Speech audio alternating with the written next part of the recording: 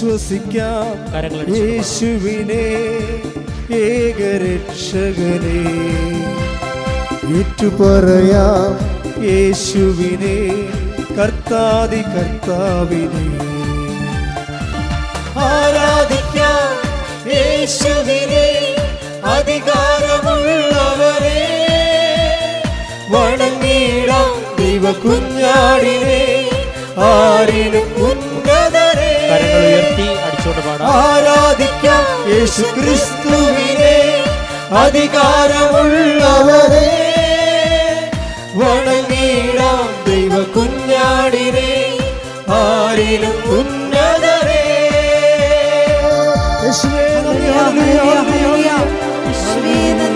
കർത്താവിൻ്റെ പരിശുദ്ധ ഉടമ്പടി, നമ്മൾ മരിയൻ ഉടമ്പടി എന്ന് പറയുന്ന ഈ ദൈവിക സ്വർഗീയ പദ്ധതി, അതിൻ്റെ ആത്യന്തികമായ ലക്ഷ്യം എന്ന് പറയുന്നത്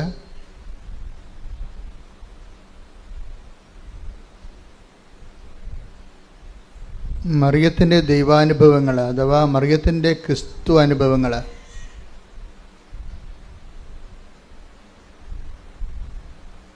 മരിയൻ ക്രൈസ്റ്റ് എക്സ്പീരിയൻസ്,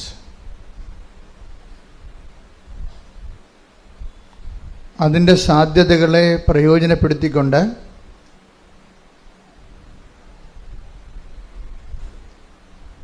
അനുദിന ജീവിത അവസ്ഥകളിൽ ദൈവത്തെ അനുഭവിക്കാനുള്ള പരിശ്രമമാണ് ഒരർത്ഥത്തിൽ മരിയൻ്റെ ഉടമ്പടി. കഴിഞ്ഞ ദിവസങ്ങളിൽ ഞാൻ പരിശുദ്ധ കുർബാന അർപ്പിച്ചപ്പോൾ സുവിശേഷ പ്രഭാഷണത്തിൻ്റെ ഇടയിലൂടെ എപ്പോഴും അങ്ങനെയാണ് സംഭവിക്കുന്നത്. പല കാര്യങ്ങളും കർത്താവ് നമുക്ക് കൈമാറുന്നത് ഒരു സമൂഹം മുമ്പിലുള്ളപ്പോഴാണ്. വ്യക്തിപരമായി ചില സമയങ്ങളിൽ എൻ്റെ മുറിയിലിരിക്കുമ്പോൾ ഞാൻ എൻ്റെ ജപമാല സ്വകാര്യ പ്രാർത്ഥനയിലെല്ലാം കർത്താവ് കാര്യങ്ങൾ സംസാരിക്കുമ്പോഴും ചില ക്യാപിറ്റലായിട്ടുള്ള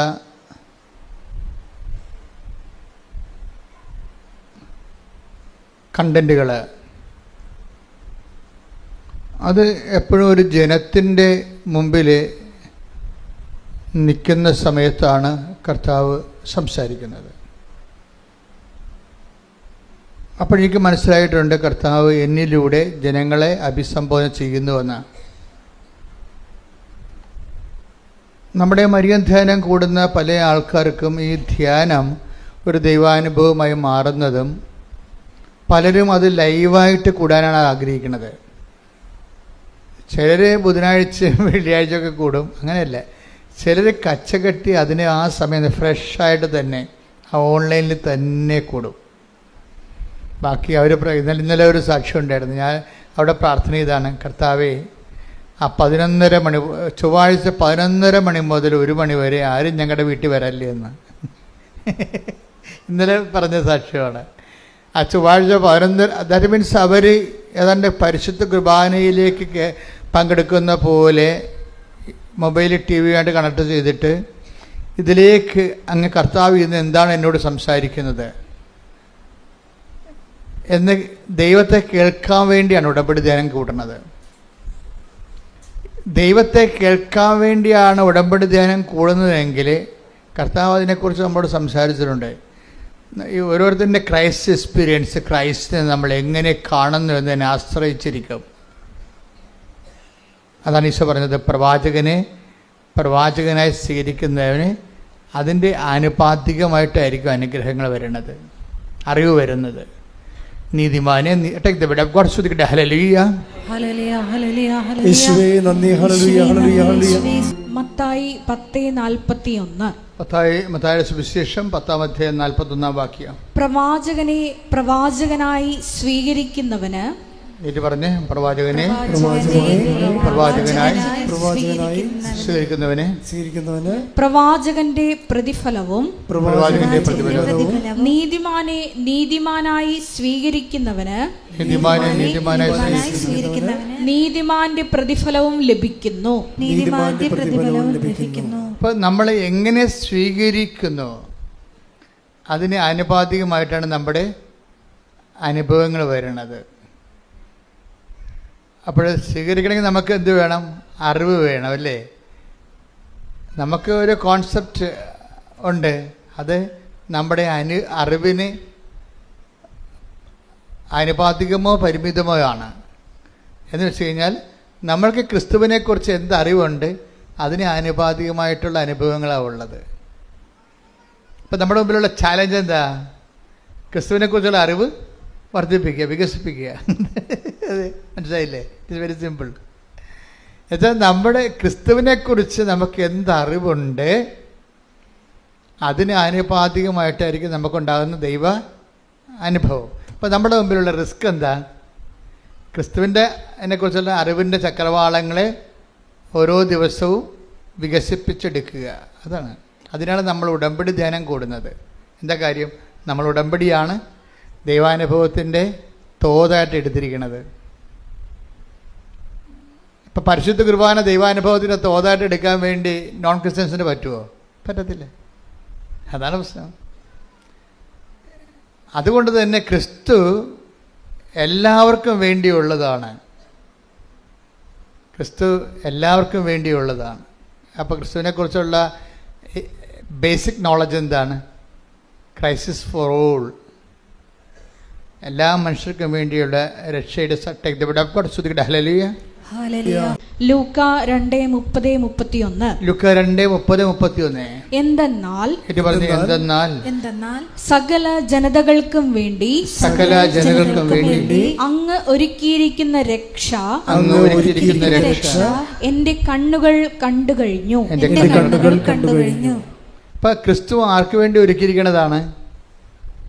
സകല മനുഷ്യർക്കും വേണ്ടിയാണ്. സഭയുടെ മുമ്പിൽ വരുന്ന ഏറ്റവും വലിയ വെല്ലുവിളിയാണത്. സഭ ഇവിടെ നിലനിൽക്കുന്നതിൻ്റെ ഉദ്ദേശം തന്നെ എന്തുകൊണ്ടാണ്? ക്രിസ്തു സകല മനുഷ്യർക്കും വേണ്ടി ദൈവം വിഭാവനം ചെയ്ത സ്വർഗത്തിൻ്റെ പദ്ധതിയാണെങ്കിൽ ആ പദ്ധതി പ്രയോഗത്തിൽ വരുത്താനുള്ള ബാധ്യതയ്ക്ക് ദൈവം സഭയെ സ്ഥാപിച്ചിട്ടുണ്ട്.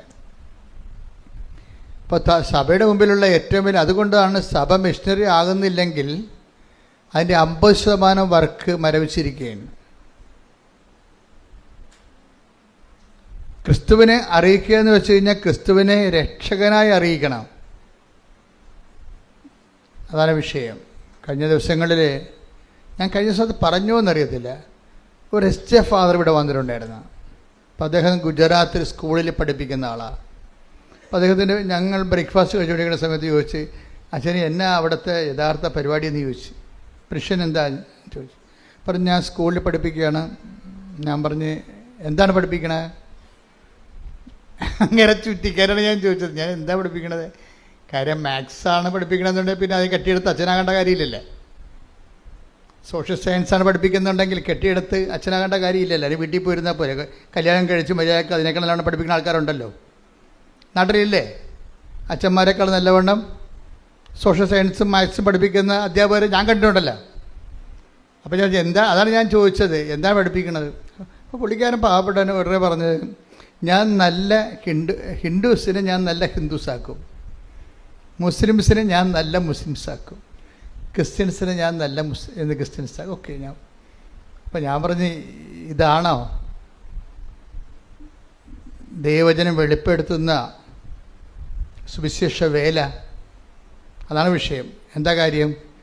ക്രിസ്തുവിനെ അറിയാത്തവരെ അറിയിക്കുന്നത് നല്ല മനുഷ്യരോ ഒരു പുതിയ വാല്യൂ സിസ്റ്റമോ ഇവിടെ കൊണ്ടുവരാനല്ല ക്രിസ്തു ക്രൂശിക്കപ്പെട്ടത്. ഒരു പുതിയ മൂല്യം കൊണ്ടുവരാനുമല്ല. ക്രിസ്തു ഇവിടെ വരുന്നതിന് മുമ്പ് തന്നെ ഇവിടുത്തെ മൂല്യങ്ങൾക്ക് വലിയ കുഴപ്പമൊന്നുമില്ലായിരുന്നു. പ്രത്യേകിച്ച് ഇന്ത്യൻ മൂല്യങ്ങൾ, ലോകത്തിലെ ഏറ്റവും വലിയ മൂല്യം സൂക്ഷിക്കുന്ന ആൾക്കാരാണ് നമ്മൾ. മനുഷ്യരെ സ്നേഹിക്കാനും സന്ധിക്കാനും ശിബിയെ പോലെയുള്ള രാജാക്കന്മാരെ ആ പക്ഷിയെ കഴുകൻ്റെ മുമ്പിൽ നിന്ന് പ്രാവിനെ രക്ഷിച്ചത് സ്വന്തം തുടയിലെ ചോര അറുത്ത് കൊടുത്താണ്. അപ്പം അങ്ങനെയുള്ള ഒരു രാജ്യമാണിത്. ഇവിടെ ഒരു മൂല്യത്തിന് ഒരു പഞ്ഞവുമില്ല. പുതിയ മൂല്യം ഉണ്ടാക്കാൻ വേണ്ടിയല്ല ക്രിസ്തു ക്രൂശിക്കപ്പെട്ടത്. എന്തിനാ ക്രൂശിക്കപ്പെട്ടിരിക്കുന്നത്? തൻ്റെ ഏകജാതനെ നൽകട്ടെ. ശ്രുതികട്ടെ. ഹല്ലേലൂയ. 3:16. ഹല്ലേലൂയ. യോഹന്നാൻ 3:16. ഓക്കെ. എന്തെന്നാൽ അവനിൽ വിശ്വസിക്കുന്ന ഏവനും നശിച്ചു പോകാതെ നിത്യജീവൻ പ്രാപിക്കുന്നതിനു വേണ്ടി തന്റെ ഏകജാതനെ നൽകാൻ തക്കവിധം ദൈവം ലോകത്തെ അത്രമാത്രം സ്നേഹിച്ചു.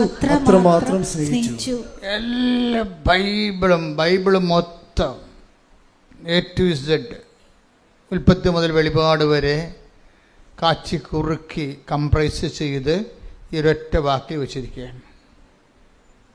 അത് ധ്യാനിക്കും തോറും നമുക്കിങ്ങനെ തീ കൊണ്ട് നമ്മളെ കത്തിക്കണ പോലെ നമുക്ക് കത്തിപ്പിടിക്കണ പോലെ തോന്നിക്കാൻ. ധ്യാനിക്കും തോറും നമുക്ക് കത്തിപ്പിടിക്കും. എന്താ സംഭവിക്കണം? തൻ്റെ ഏകജാതനിൽ പറഞ്ഞേ, തന്റെ ഏകജാതനിൽ വിശ്വസിക്കുന്നവരാരും നശിച്ചു പോകാതെ രക്ഷ പ്രാപിക്കുന്നതിനായി. ഏകജാതൻ എന്നുള്ള കോൺസെപ്റ്റ് ഇല്ല. പിതാവിൻ്റെ ഏകജാതൻ എന്നുള്ള ഒരു ആശയം, ഒരു സംവിധാനം ഇല്ല എന്നുണ്ടെങ്കിൽ സ്വർഗം മാനവരാശിയെ കാണുന്നത് നശിച്ചു പോയ കൂട്ടത്തിലാണ്. നിത്യത ഇല്ലാത്തയിടത്തോളം കാലം പിന്നെ ഉള്ളത് എന്താണ്? ഇവിടെയുള്ള മർത്യതയാണുള്ളത്. അത് കഴിയുമ്പോൾ പട്ടി, പാണൻ, കഴുത, പൂച്ച, മുയൽ ഒക്കെ ചത്ത് മലന്ന് മണ്ണോട് മണ്ണായതുപോലെ തീരും.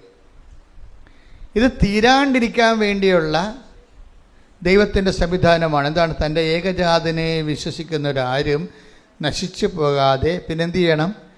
ഏറ്റു പറഞ്ഞ് നിത്യജീവൻ പ്രാപിക്കേണ്ടതിന് തന്റെ ഏകജാതനെ നൽകാൻ തക്കവിധം ദൈവം അത്രമാത്രം ലോകത്തെ സ്നേഹിച്ചു. അപ്പൊ ഇത് വിശുദ്ധ വാരത്തിലേക്കാണ് നമ്മൾ ഈ ധ്യാനം കൂടുന്നത്. വിശുദ്ധ വാരം എന്താണെന്ന് ചോദിച്ചു കഴിഞ്ഞാൽ ഒറ്റ വാക്യമേ ഉള്ളൂ. എന്താണ്? ഈ നമ്മൾ അനുതാപപ്പെടുന്നു. 14 പള്ളികളിലൊക്കെ ആൾക്കാർ പോയി ഓരോ സ്ഥലം പാടുന്നു, അടുത്ത കടന്ന് ചായയും കുടിച്ചിട്ടുണ്ട്, അടുത്ത പള്ളിയിൽ പോകുന്നു. അങ്ങനെയുള്ള ഒത്തിരിയേറെ കാര്യങ്ങളൊക്കെ നടക്കണുണ്ട്. പക്ഷെ അതേസമയം തന്നെ ധ്യാനിക്കുന്ന വിഷയം എന്താ? കർത്താവിൻ്റെ പീഡാനുഭവവും പങ്കപ്പാടുമല്ല നമ്മുടെ ധ്യാന വിഷയം. എന്താ വിഷയം? ഈ പീഡാനുഭവത്തിലൂടെ പ്രദർശിക്കപ്പെടുന്ന ആ കർത്താവിൻ്റെ പീഡാനുഭവങ്ങളിലൂടെ ആവിഷ്കരിക്കപ്പെടുന്ന ദൈവത്തിൻ്റെ ഒരു സ്നേഹമുണ്ട്. അതാണ്, ആ സ്നേഹമാണല്ലോ കർത്താവിൻ്റെ പീഡാനുഭവത്തിന് കാരണമായി വന്നത്. അത്രമാത്രമെന്നാണ്. തൻ്റെ ഏകജാതം നൽകാൻ തക്ക വിധം ദൈവം അത്രമാത്രം ലോകത്തെ സ്നേഹിച്ചു. അപ്പം തൻ്റെ ഏകജാതം നൽകാനെന്ന് വെച്ചാൽ കുരിശിൽ ഏൽപ്പിക്കാൻ തക്ക വിധം. അപ്പം നമ്മൾ കുരിശിനെക്കുറിച്ചും കുരിശിൻ്റെ വഴിയെക്കുറിച്ചുമൊക്കെ ആലോചിക്കുകയും ചിന്തിക്കുകയും ചെയ്യുമ്പോഴേ നമ്മൾ ചിന്തിക്കേണ്ടി വരുന്ന ആളാരാണ്? പരപിതാവിൻ്റെ സ്നേഹമാണ്. ഈ ദിവസങ്ങളിൽ ഈ വിശുദ്ധ വാരത്തിൽ നിങ്ങൾ ചിന്തിക്കേണ്ടത് ദൈവത്തിൻ്റെ സ്നേഹത്തെക്കുറിച്ചാണ്. ഈ ദൈവത്തിൻ്റെ സ്നേഹത്തെക്കുറിച്ച് ചിന്തിക്കുകയും നമ്മൾ നടത്തുന്ന കുരിശിൻ്റെ വഴികൾ, അതുപോലെ തന്നെ നമ്മൾ നടത്തുന്ന ദാനധർമ്മങ്ങളും എല്ലാം ദൈവസ്നേഹത്തിന് പകരമായിട്ട് നമ്മളുടെ ഒരു സ്നേഹപ്രവൃത്തികളായിട്ട് വരണം. ഓരോ ശുശ്രൂഷ ചെയ്യുമ്പോൾ, ഇപ്പോൾ വിശുദ്ധ വാരത്തിൽ നമ്മൾ കുരിശിൻ്റെ വഴി നടത്തുന്നു, കുമ്പസാരിക്കുന്നു, നഗരി കാണിക്കലിന് പോകുന്നു, അങ്ങനെ കുറേ കാര്യങ്ങൾ നമ്മൾ പങ്കെടുക്കുന്നുണ്ട്. ഇതെല്ലാം അനുഷ്ഠാന പ്രകാരമുള്ള ആചാരവിധികളിലുള്ള ആധ്യാത്മികതയുടെ അനുഷ്ഠാന വിധികളാണത്. അതുകൊണ്ട് ഉദ്ദേശിക്കുന്ന കറസ്പോണ്ടിങ് എക്സ്പീരിയൻസ് എന്താണെന്ന് വെച്ച് കഴിഞ്ഞാൽ, ഇത് കൂടുന്ന വ്യക്തിക്ക് അതിലൂടെ ദൈവസ്നേഹം വർദ്ധിക്കണം. അല്ലാതെ ഒരു നാടകം കാണുന്ന പോലെയോ അല്ലെങ്കിൽ ഒരു കുറേ കാര്യം കാണുന്ന കാഴ്ചക്കാരനെ പോലെ നിനക്ക് അതിനകത്ത് പങ്കെടുക്കാൻ പറ്റും. പക്ഷെ മറിച്ച് നീ ഇതിൽ പങ്കെടുക്കുമ്പോൾ ദൈവം എനിക്ക് വേണ്ടി ഒരുക്കിയ ദൈവത്തിൻ്റെ സ്നേഹത്തിൻ്റെ അവസാനത്തെ ദൈവത്തിന് സാധ്യമായ ഒരു ആവിഷ്കാരമാണ് ക്രിസ്തുവിൻ്റെ പീഡാനുഭവവും കുരിശും മരണവും. ഇത് കാണുമ്പോൾ കർത്താവേ, നിന്റെ സ്നേഹത്താൽ എന്നെ നിറക്കണമേ എന്ന് പ്രാർത്ഥിച്ച കർത്താവേ, ഈ വിശുദ്ധ വാരത്തിൽ നിന്റെ പീഡാനുഭവങ്ങളെ, നിന്റെ ചമ്മട്ടിപ്പാടുകളെ, നിന്റെ മുൾക്കിരീടത്തെ, നിന്റെ കരചരണങ്ങളിലെ ആണിപ്പഴുതുകളെ, അതിൽ നിന്നൊഴുകുന്ന വിശുദ്ധ രക്തത്തെ ഞാൻ ധ്യാനിക്കുമ്പോൾ എനിക്ക് വേണ്ടി സഹിച്ച നിന്റെ സഹനങ്ങളുടെ അന്തർധാരയായ ദൈവസ്നേഹത്താൽ ക്രിസ്തുവിലൂടെ അഭിഷേകം ചെയ്യണമേ, ശക്തീകരിക്കണമേ.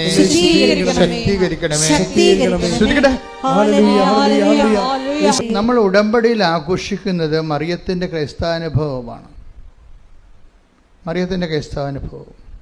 കാരണം ക്രിസ്തുവിനെ എന്തുകൊണ്ടാണ് മറിയത്തെ ക്രിസ്തുവാനുഭവത്തിൻ്റെ ഒരു ഉച്ചയും ഉറവയുമായിട്ട് നമ്മൾ കാണാൻ കാരണം?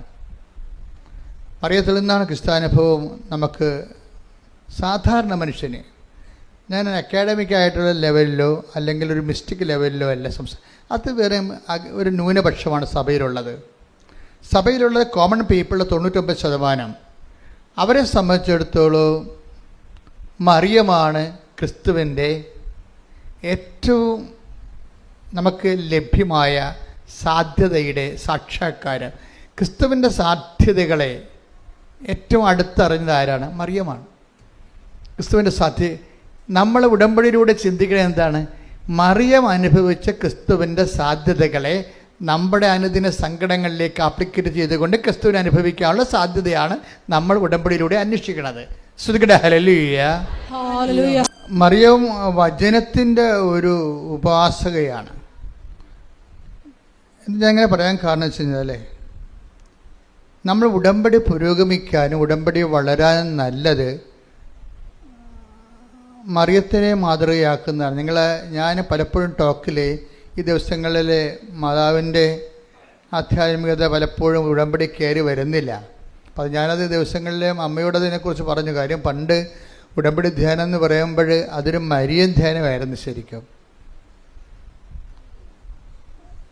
അപ്പോൾ ഈ ദിവസങ്ങളിൽ കുർബാന അർപ്പിക്കാൻ വേണ്ടി വന്നപ്പോൾ അമ്മ എന്നോട് പറഞ്ഞു, ഇങ്ങനെയാണ് അതിൻ്റെ പുതിയ വെളിപ്പാടുകൾ. അവർക്കൊരു മറിയത്തെക്കുറിച്ച് ഓൾമോസ്റ്റ് ഓൾ റെവലേഷൻസ്, അങ്ങനെ ഒരു ബുക്ക് തന്നെ ഉണ്ട്, മേരി മദർ ഓഫ് ഗോഡ്, മറിയത്തിൻ്റെ സുവിശേഷം എന്നും പറഞ്ഞുകൊണ്ട് നമുക്കൊരു വലിയ ബുക്ക് തന്നെ ഉണ്ട്, ഇത് മേടിക്കാൻ കിട്ടും. അതെല്ലാം ഈ മരിയൻ വെളിപാടുകളാണ്. അത് ആ ഫോർമുല ഉപയോഗിച്ചിട്ടാണ് ആൾക്കാർ ക്രിസ്തുവിൻ്റെ ശക്തി ടാപ്പ് ചെയ്യണത് ഉടമ്പടിയിലൂടെ. കാര്യം ക്രിസ്തുവിനെ അറിയാനും, ഇപ്പം തന്നെ ഉദാഹരണം, ഞാനൊരു ഉദാഹരണം പറയട്ടെ. ഈ ദിവസങ്ങളിൽ ഈശോ കുർബാനയിലെ ബലിപീഠത്തിൽ പറഞ്ഞ കാര്യമാണ്. ഈശോയെക്കുറിച്ചുള്ള മറിയത്തിൻ്റെ ഏറ്റവും ടോപ്പ് റെവലേഷൻ എന്താണ്? ഒരേ ഒരു റെവലേഷൻ അല്ല, ഈശോയെക്കുറിച്ചുള്ള മറിയത്തിൻ്റെ ടോപ്പ് റെവലേഷൻ, വലിയ വെളിപാടുകളിലെ ഏറ്റവും പ്രധാനപ്പെട്ടത് എന്താണ്? യാക്കോബിൻ്റെ ഭവനത്തിൽ, യാക്കോബിൻ്റെ ഗോത്രത്തിൽ അവൻ വലിയവനായിരിക്കുമെന്നാണ് അല്ലേ? ക്രിസ്തുവിനെക്കുറിച്ചുള്ള മറിയത്തിൻ്റെ അനുഭവം എന്താണ്? അവൻ അവൻ വലിയവനായിരിക്കും. ശ്രുതികട ഹല്ലേലൂയ. ലൂക്കാ 1:32-33. ലൂക്കാസ് സുവിശേഷം 1:32-33. അവൻ വലിയവനായിരിക്കും, അത്യുന്നതന്റെ പുത്രൻ എന്ന് വിളിക്കപ്പെടും. അവന്റെ പിതാവായ ദാവീദിന്റെ സിംഹാസനം ദൈവമായ കർത്താവ് അവന് കൊടുക്കും. മറിയത്തിന്റെ ക്രിസ്തു അനുഭവങ്ങളിലെ കാതല് ഒരു പ്രധാനപ്പെട്ട പ്രമേയം എന്താണ്? അവൻ വലിയവനായിരിക്കുമെന്നാണ്. നമ്മൾ ഉടമ്പടിയിൽ അനുഭവിക്കുന്നത് ഈ ക്രിസ്തുവിൻ്റെ വലിപ്പമാണ്. മറിയമാണത് ആദ്യം അനുഭവിച്ചത്. മറിയത്തിൻ്റെ വയറ്റിലിട്ട് വളർത്തി, വീട്ടിൽ നിർത്തി വളർത്തി ആളാണ് ക്രിസ്തു. മനുഷ്യപുത്രനെ ക്രിസ്തു വിശ്വാസപൂർവം ദൈവത്തിൻ്റെ വചനത്തെ സ്വീകരിച്ച് വയറ്റിലിട്ട് വളർത്തി, പിന്നെ വീട്ടിൽ നിർത്തി വളർത്തിയ ആളാണ്. അതുകൊണ്ട് ക്രിസ്തുവിൻ്റെ സാധ്യതകളെക്കുറിച്ചുള്ള മറിയത്തിൻ്റെ അൾട്ടിമേറ്റ് നോളജ് റെവലേഷനിൽ ഒന്നെന്താണ്? അവൻ വലിയവനായിരിക്കും. Praise the Lord. അപ്പം പിന്നെ മറിയത്തിൻ്റെ, അതുകൊണ്ട് മറിയം ഈ വലിയ ക്രിസ്തു താൻ വയറ്റിലിട്ട് വളർത്തിയിരിക്കുന്നയാൾ, പ്രസവിച്ച് വീട്ടിൽ നിർത്തിയിരിക്കുന്ന വളർത്തിയിരിക്കുന്നയാൾ, അവനെക്കുറിച്ചുള്ള ദേവപിതാവിൻ്റെ സ്വപ്നങ്ങളിൽ ഒന്നെന്താണ്? അവൻ വലിയവനായിരിക്കുമെന്നാണ്. അപ്പം അതുകൊണ്ട് തന്നെ നമ്മുടെ ജീവിത പ്രശ്നങ്ങളിലേക്ക് ഈ ക്രിസ്തുവിൻ്റെ വലിപ്പത്തെ എങ്ങനെ പ്രയോഗവൽക്കരിച്ചുകൊണ്ട് നമ്മളെ അനുദിന വിഷമങ്ങളിൽ നിന്നൊരു മനുഷ്യനെ എങ്ങനെ രക്ഷപ്പെടുത്തിയെടുക്കാൻ പറ്റും. ഇപ്പോൾ നമ്മുടെ ജപ്തി നടപടിയുണ്ട്. നമുക്ക് മാർച്ച് കഴിഞ്ഞപ്പോൾ പിന്നെ അത് കുറഞ്ഞിട്ടുണ്ട്. കുറേ അധികം മാതാവ് ഏറ്റെടുത്തിട്ടുണ്ടെന്ന് എനിക്കറിയാം. കാര്യം സാക്ഷ്യം ഇനിയിപ്പോൾ വരാൻ പോണതല്ലേ ഉള്ളൂ. അതേസമയം തന്നെ എനിക്ക് സാമ്പത്തിക മേഖലകളിലെ ഞാൻ വളരെ ശ്രദ്ധിക്കുന്ന ആളാണ്.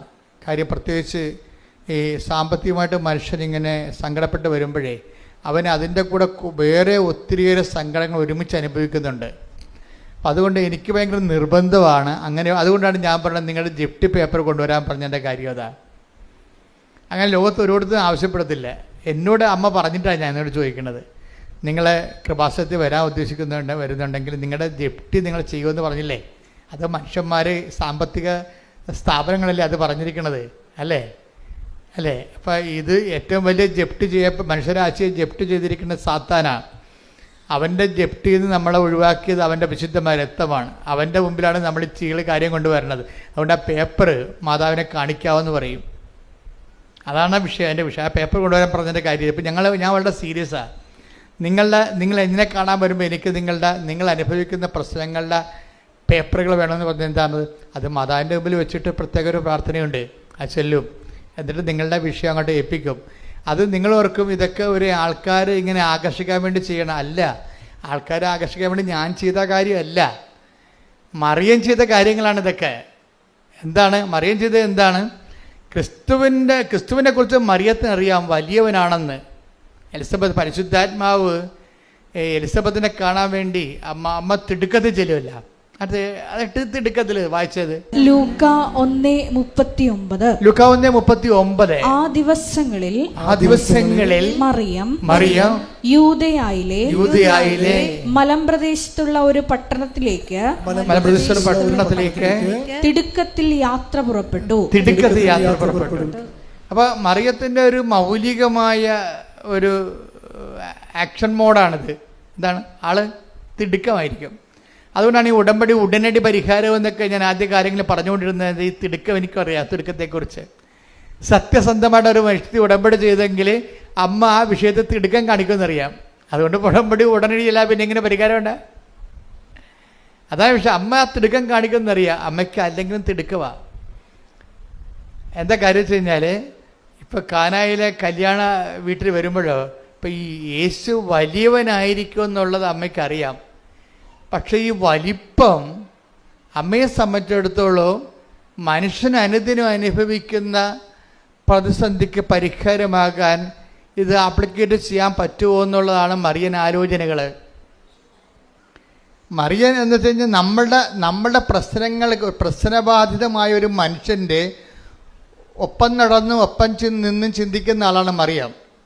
അങ്ങനെ ആരുമില്ല ബൈബിളിൽ അത്രയും കൃത്യമായിട്ട്. മനുഷ്യൻ്റെ അനുദിന പ്രശ്നങ്ങളുടെ ഒപ്പം നടന്നുകൊണ്ട് അവൻ്റെ ഒപ്പം തലക്ക് തീ പിടിച്ചുകൊണ്ട് അവൻ്റെ കൂടെ ഉപ്പുകുറ്റിക്ക് തീ പാറിക്കൊണ്ട് ഒരുമിച്ച് നടക്കുന്ന ഒരാളാണ് മറിയം. അങ്ങനെ ഈ വലിയവനായിരിക്കുന്ന യേശുവിനെ എങ്ങനെ മനുഷ്യൻ്റെ അനുദിന വിഷയത്തിൻ്റെ അകത്ത് ഒരു പരിഹാരത്തിന് വേണ്ടി അതിനെ പ്രയോഗിക്കാൻ കഴിയും എന്ന് കാനായിൽ ഒരു ആകസ്മികമായിട്ട് ചിന്തിച്ച ആളല്ല. മറിയത്തിൻ്റെ മനസ്സിൽ ഇത് തന്നെയായിരുന്നു എല്ലാ കാലങ്ങളിലും. എങ്ങനെ മറിയത്തോടല്ല പറഞ്ഞത്, ഇവൻ ഔസേപ്പിതാവിനോടല്ല പറഞ്ഞത്, അവൻ വലിയവനായിരിക്കുമെന്നാണ്. എന്തിനാണ് അങ്ങനെ പറഞ്ഞത്? അവൻ വലിയവനായിരിക്കും. എന്തിനു വേണ്ടി അവൻ വലിയവനായിരിക്കും? അവൻ യേശുക്രിസ്തു ക്രൂശിക്കപ്പെട്ട് മനുഷ്യൻ്റെ പാപങ്ങൾക്ക് പരിഹാരമാകാൻ വേണ്ടി മാത്രമാണോ? അല്ല.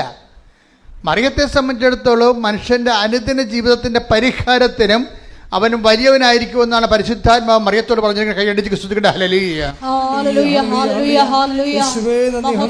എൻ്റെ ദൈവപൈതലെ, അതായത് എലിസബത്തിൻ്റെ ഭവനത്തിലേക്ക് പോകുന്നതിന് വേണ്ടി മറിയം കാണിച്ച ഒരു തിടുക്കമുണ്ട്. ഈ തിടുക്കം തന്നെയാണ് അമ്മ വലിയവനായ ക്രിസ്തുവിനെ മനുഷ്യൻ്റെ അനുദിന ജീവിത പ്രശ്നങ്ങളിലേക്ക് സത്ത തിരിച്ചുകൊണ്ട് അതിനൊരു പരിഹാരം കാണാൻ വേണ്ടി ഒരു പഴുത് നോക്കി നടന്നതുപോലെയാണ് കാനായിലെ കല്യാണം വന്നു ചേരുന്നത്.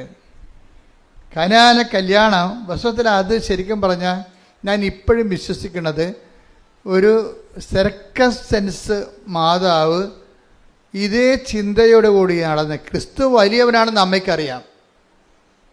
ഈ വലിമ മനുഷ്യന് മനസ്സിലാകുന്ന ജീവിത പ്രശ്നങ്ങളിലേക്ക് അതിൻ്റെ സാധ്യതയെ പ്രയോഗിച്ചുകൊണ്ട് ക്രിസ്തുവിനെ മനുഷ്യൻ അവൻ്റെ സങ്കടങ്ങളിൽ സമാശ്വാസം നൽകുന്ന ദൈവത്തിൻ്റെ സ്നേഹരൂപമായി അനുഭവിക്കുന്ന ദൈവിക പദ്ധതി അമ്മയ്ക്ക് ഒരു ചെവിട്ടോർമ്മ പോലെ ചൊല്ലിക്കൊടുത്തതുപോലെ അമ്മ ഒരു പഴുത് നോക്കി നടക്കുകയായിരുന്നു.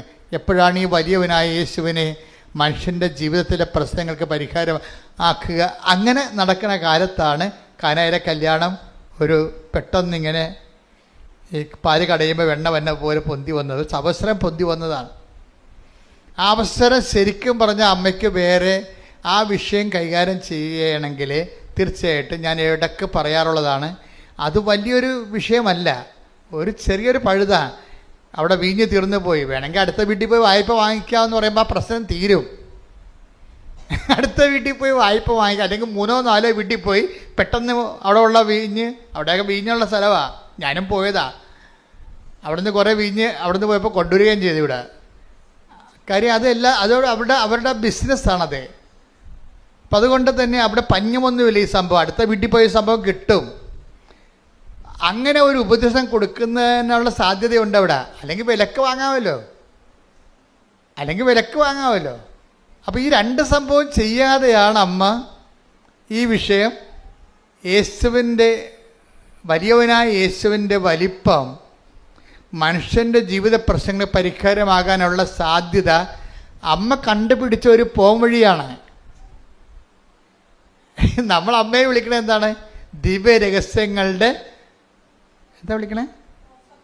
റോസാപുഷ്പം. ഞങ്ങളൊക്കെ എൻ്റെ കുഞ്ഞുനാളിലൊക്കെ വീട്ടിൽ അമ്മ പറയണത് വ്രതപുഷ്പമേ എന്നൊക്കെ പറയും. എനിക്ക് അന്ന് മനസ്സിലായിട്ടില്ല, ഇന്നും മനസ്സിലായിട്ടില്ല. ദിവ്യ രഹസ്യങ്ങളുടെ വ്രതപുഷ്പമേ വെച്ചാൽ തമിഴാണ്. ഞങ്ങളുടെ ഇവിടുത്തെ പ്രാർത്ഥനകളെല്ലാം കേരളത്തിലെ ക്രിസ്ത്യൻസിൻ്റെ പ്രാർത്ഥന പൊതുവേ ഒരു 100 കൊല്ലം മുമ്പ് ഒരു തമിഴായിരുന്നു. അപ്പം അതുകൊണ്ട് തമിഴിൻ്റെ പ്രാർത്ഥന പതുക്കെയാണ് ഇപ്പോൾ മലയാളത്തിലായത്. കാര്യം കേരളം തമിഴൊക്കെ ആയിരുന്നല്ലോ. അപ്പം അതിനോട് ആ കാലങ്ങളിലെല്ലാം പഴയ വേദപാഠങ്ങളെല്ലാം തമിഴായിരുന്നു. അപ്പോൾ അത് ദൈവരഹസ്യങ്ങളുടെ വ്രതപുഷ്പം. ഞാൻ സെമേരി ചെന്നപ്പോൾ പഠിച്ചത് ഈ വ്രതപുഷ്പം എന്ന് പറഞ്ഞാൽ എന്താണ്? സെമേരി ചെന്നപ്പോൾ ഇംഗ്ലീഷ് റോസ് ശരിയാണ്. അപ്പോൾ അവിടെ പറഞ്ഞാൽ എന്താണ്? Mystic rose, pray for us എന്നുവെച്ചാൽ ദിവ്യരഹസ്യങ്ങളെ ഒരു തേൻ പോലെ ഒരു പനിനീർ പൂവിൽ സൂക്ഷിച്ചിരിക്കുന്നതാണ് അമ്മ. അമ്മ ഒരു പനിനീർ പൂവാണ്. ആ പനിനീർ പൂവിൽ ദിവ്യരഹസ്യങ്ങളുണ്ട്. തേന് പോലെ ഇരിക്കണ പൂവിൽ എങ്ങനെയാണ് തേനിരിക്കുന്നത് അതുപോലെ പരിശുദ്ധ മറിയമാവുന്ന സ്വർഗീയ പുഷ്പത്തിലെ തേനുണ്ട്. എന്തിൻ്റെയാണ്? ദിവ്യരഹസ്യങ്ങൾ. ദിവ്യരഹസ്യം എന്താണ്? ക്രിസ്തുവിനെക്കുറിച്ചുള്ള രഹസ്യങ്ങളാണ്. ക്രിസ്തുവിനെക്കുറിച്ചുള്ള രഹസ്യങ്ങൾ ആർക്കാണ് പകർന്നു കിട്ടിയിരിക്കുന്നത്? മറിയത്തിനാണ്. എന്താണ്? അവൻ വലിയവനായിരിക്കും. അതാണ് രഹസ്യമാണത്. അത് രഹസ്യമാണ്. ഈ രഹസ്യം അത് അമ്മയ്ക്ക് കിട്ടിയിരിക്കുന്ന രഹസ്യമാണ് അമ്മ കാനായിലെ അത് പരസ്യമാക്കുന്നത്. ഈ രഹസ്യമില്ലേ, അതായത് ഇവൻ വലിയവനായിരിക്കും എന്നുള്ള ദിവ്യരഹസ്യം, അതാണ് ദിവ്യരഹസ്യങ്ങളുടെ പനിനീർ പുഷ്പമേ. അപ്പം ഈ രഹസ്യത്തെയാണ് അമ്മ അവൻ വലിയവനായിരിക്കും. ഈ യേശുക്രിസ്തുവിൻ്റെ ശക്തിയെ അമ്മ ബലഹീനനായ മനുഷ്യൻ്റെ ഉയർത്തെഴുന്നേൽപ്പിനും നിലനിൽപ്പിനും ഉയർച്ചയ്ക്കും അതിജീവനത്തിനുമായിട്ട് അമ്മ ഒരു പഴുത് നോക്കിയിരിക്കുകയായിരുന്നു. യേശുക്രിസ്തുവിനെ ഇൻട്രൊഡ്യൂസ് ചെയ്യാൻ വേണ്ടി ക്രിസ്തുവിൻ്റെ ശക്തി, ക്രിസ്തുവിലുള്ള ദൈവത്തിൻ്റെ പദ്ധതികൾ, മനുഷ്യൻ്റെ എല്ലാ സർവ്വതോന്മുഖമായ വീണ്ടെടുപ്പുകൾ നിലവിൽ വരുത്താൻ വേണ്ടി അമ്മ ഒരു പഴുത് നോക്കിയിരിക്കുകയും, അങ്ങനെ വളരെ അത്രയ്ക്ക് വലിയ ആഡംബരമായിട്ട് പറയാൻ പറ്റുന്നില്ലെങ്കിലും കിട്ടിയ പഴുത് അമ്മ തിടുക്കത്തിൽ ഉപയോഗിക്കുകയാണ്. അവിടെയും തിടുക്കമാണ്, പെട്ടെന്നല്ല ഈ സംഭവം നടക്കുന്നത്. അവർ അടുത്ത വീട്ടിൽ പോയി വാടകയ്ക്ക് വീഞ്ഞും കാവിക്കൊണ്ട് വരണമെങ്കിൽ തന്നെ ഇവിടെ കാര്യം സാധിച്ചു. അതാണ് അവിടെ തിടുക്കം കാണിക്കുന്നുണ്ട്. അതായത് അടുത്ത വീട്ടിൽ പോയി ആ വീട്ടുകാർ വീഞ്ഞ് തീരാൻ പോണെന്ന് കണ്ടപ്പോൾ തന്നെ ഇത് അമ്മയ്ക്കറിയാം, ഇത് ഇവർ വീഞ്ഞ് തീരാൻ പോണ എങ്ങനെ വീട്ടുകാരറിഞ്ഞു കഴിഞ്ഞാൽ ക്രിസ്തുവിനെ അറിയാൻ പാടില്ലാത്ത കാരണം അവർ വേറെ മാർഗങ്ങൾ ഉപയോഗിക്കുമെന്നറിയാം. അതാണ് വിഷയം. അവിടെ ക്രിസ്തുവിനെ അറിയാത്ത വീടാണത്. ക്രിസ്തുവിനെ അറിയാത്ത വീട്ടിലെ ഒരു വിഷയം ഉണ്ടായിക്കഴിഞ്ഞാൽ അവരറിഞ്ഞു കഴിയുമ്പോൾ, വിവാഹത്തിൻ്റെ ശോഷണം അറിഞ്ഞു കഴിയുമ്പോൾ ഓട്ടോമാറ്റിക്കലായിട്ട് അവർ വേറെ ക്രിസ്തുവിനെ ഇതരമായിട്ടുള്ള വേറെ മാർഗങ്ങൾ, വായ്പ വാങ്ങിക്കുകയോ വിലക്ക് വാങ്ങിക്കുകയോ എന്ന് അറിയാം, അവർ ചെയ്യുമെന്നറിയാം.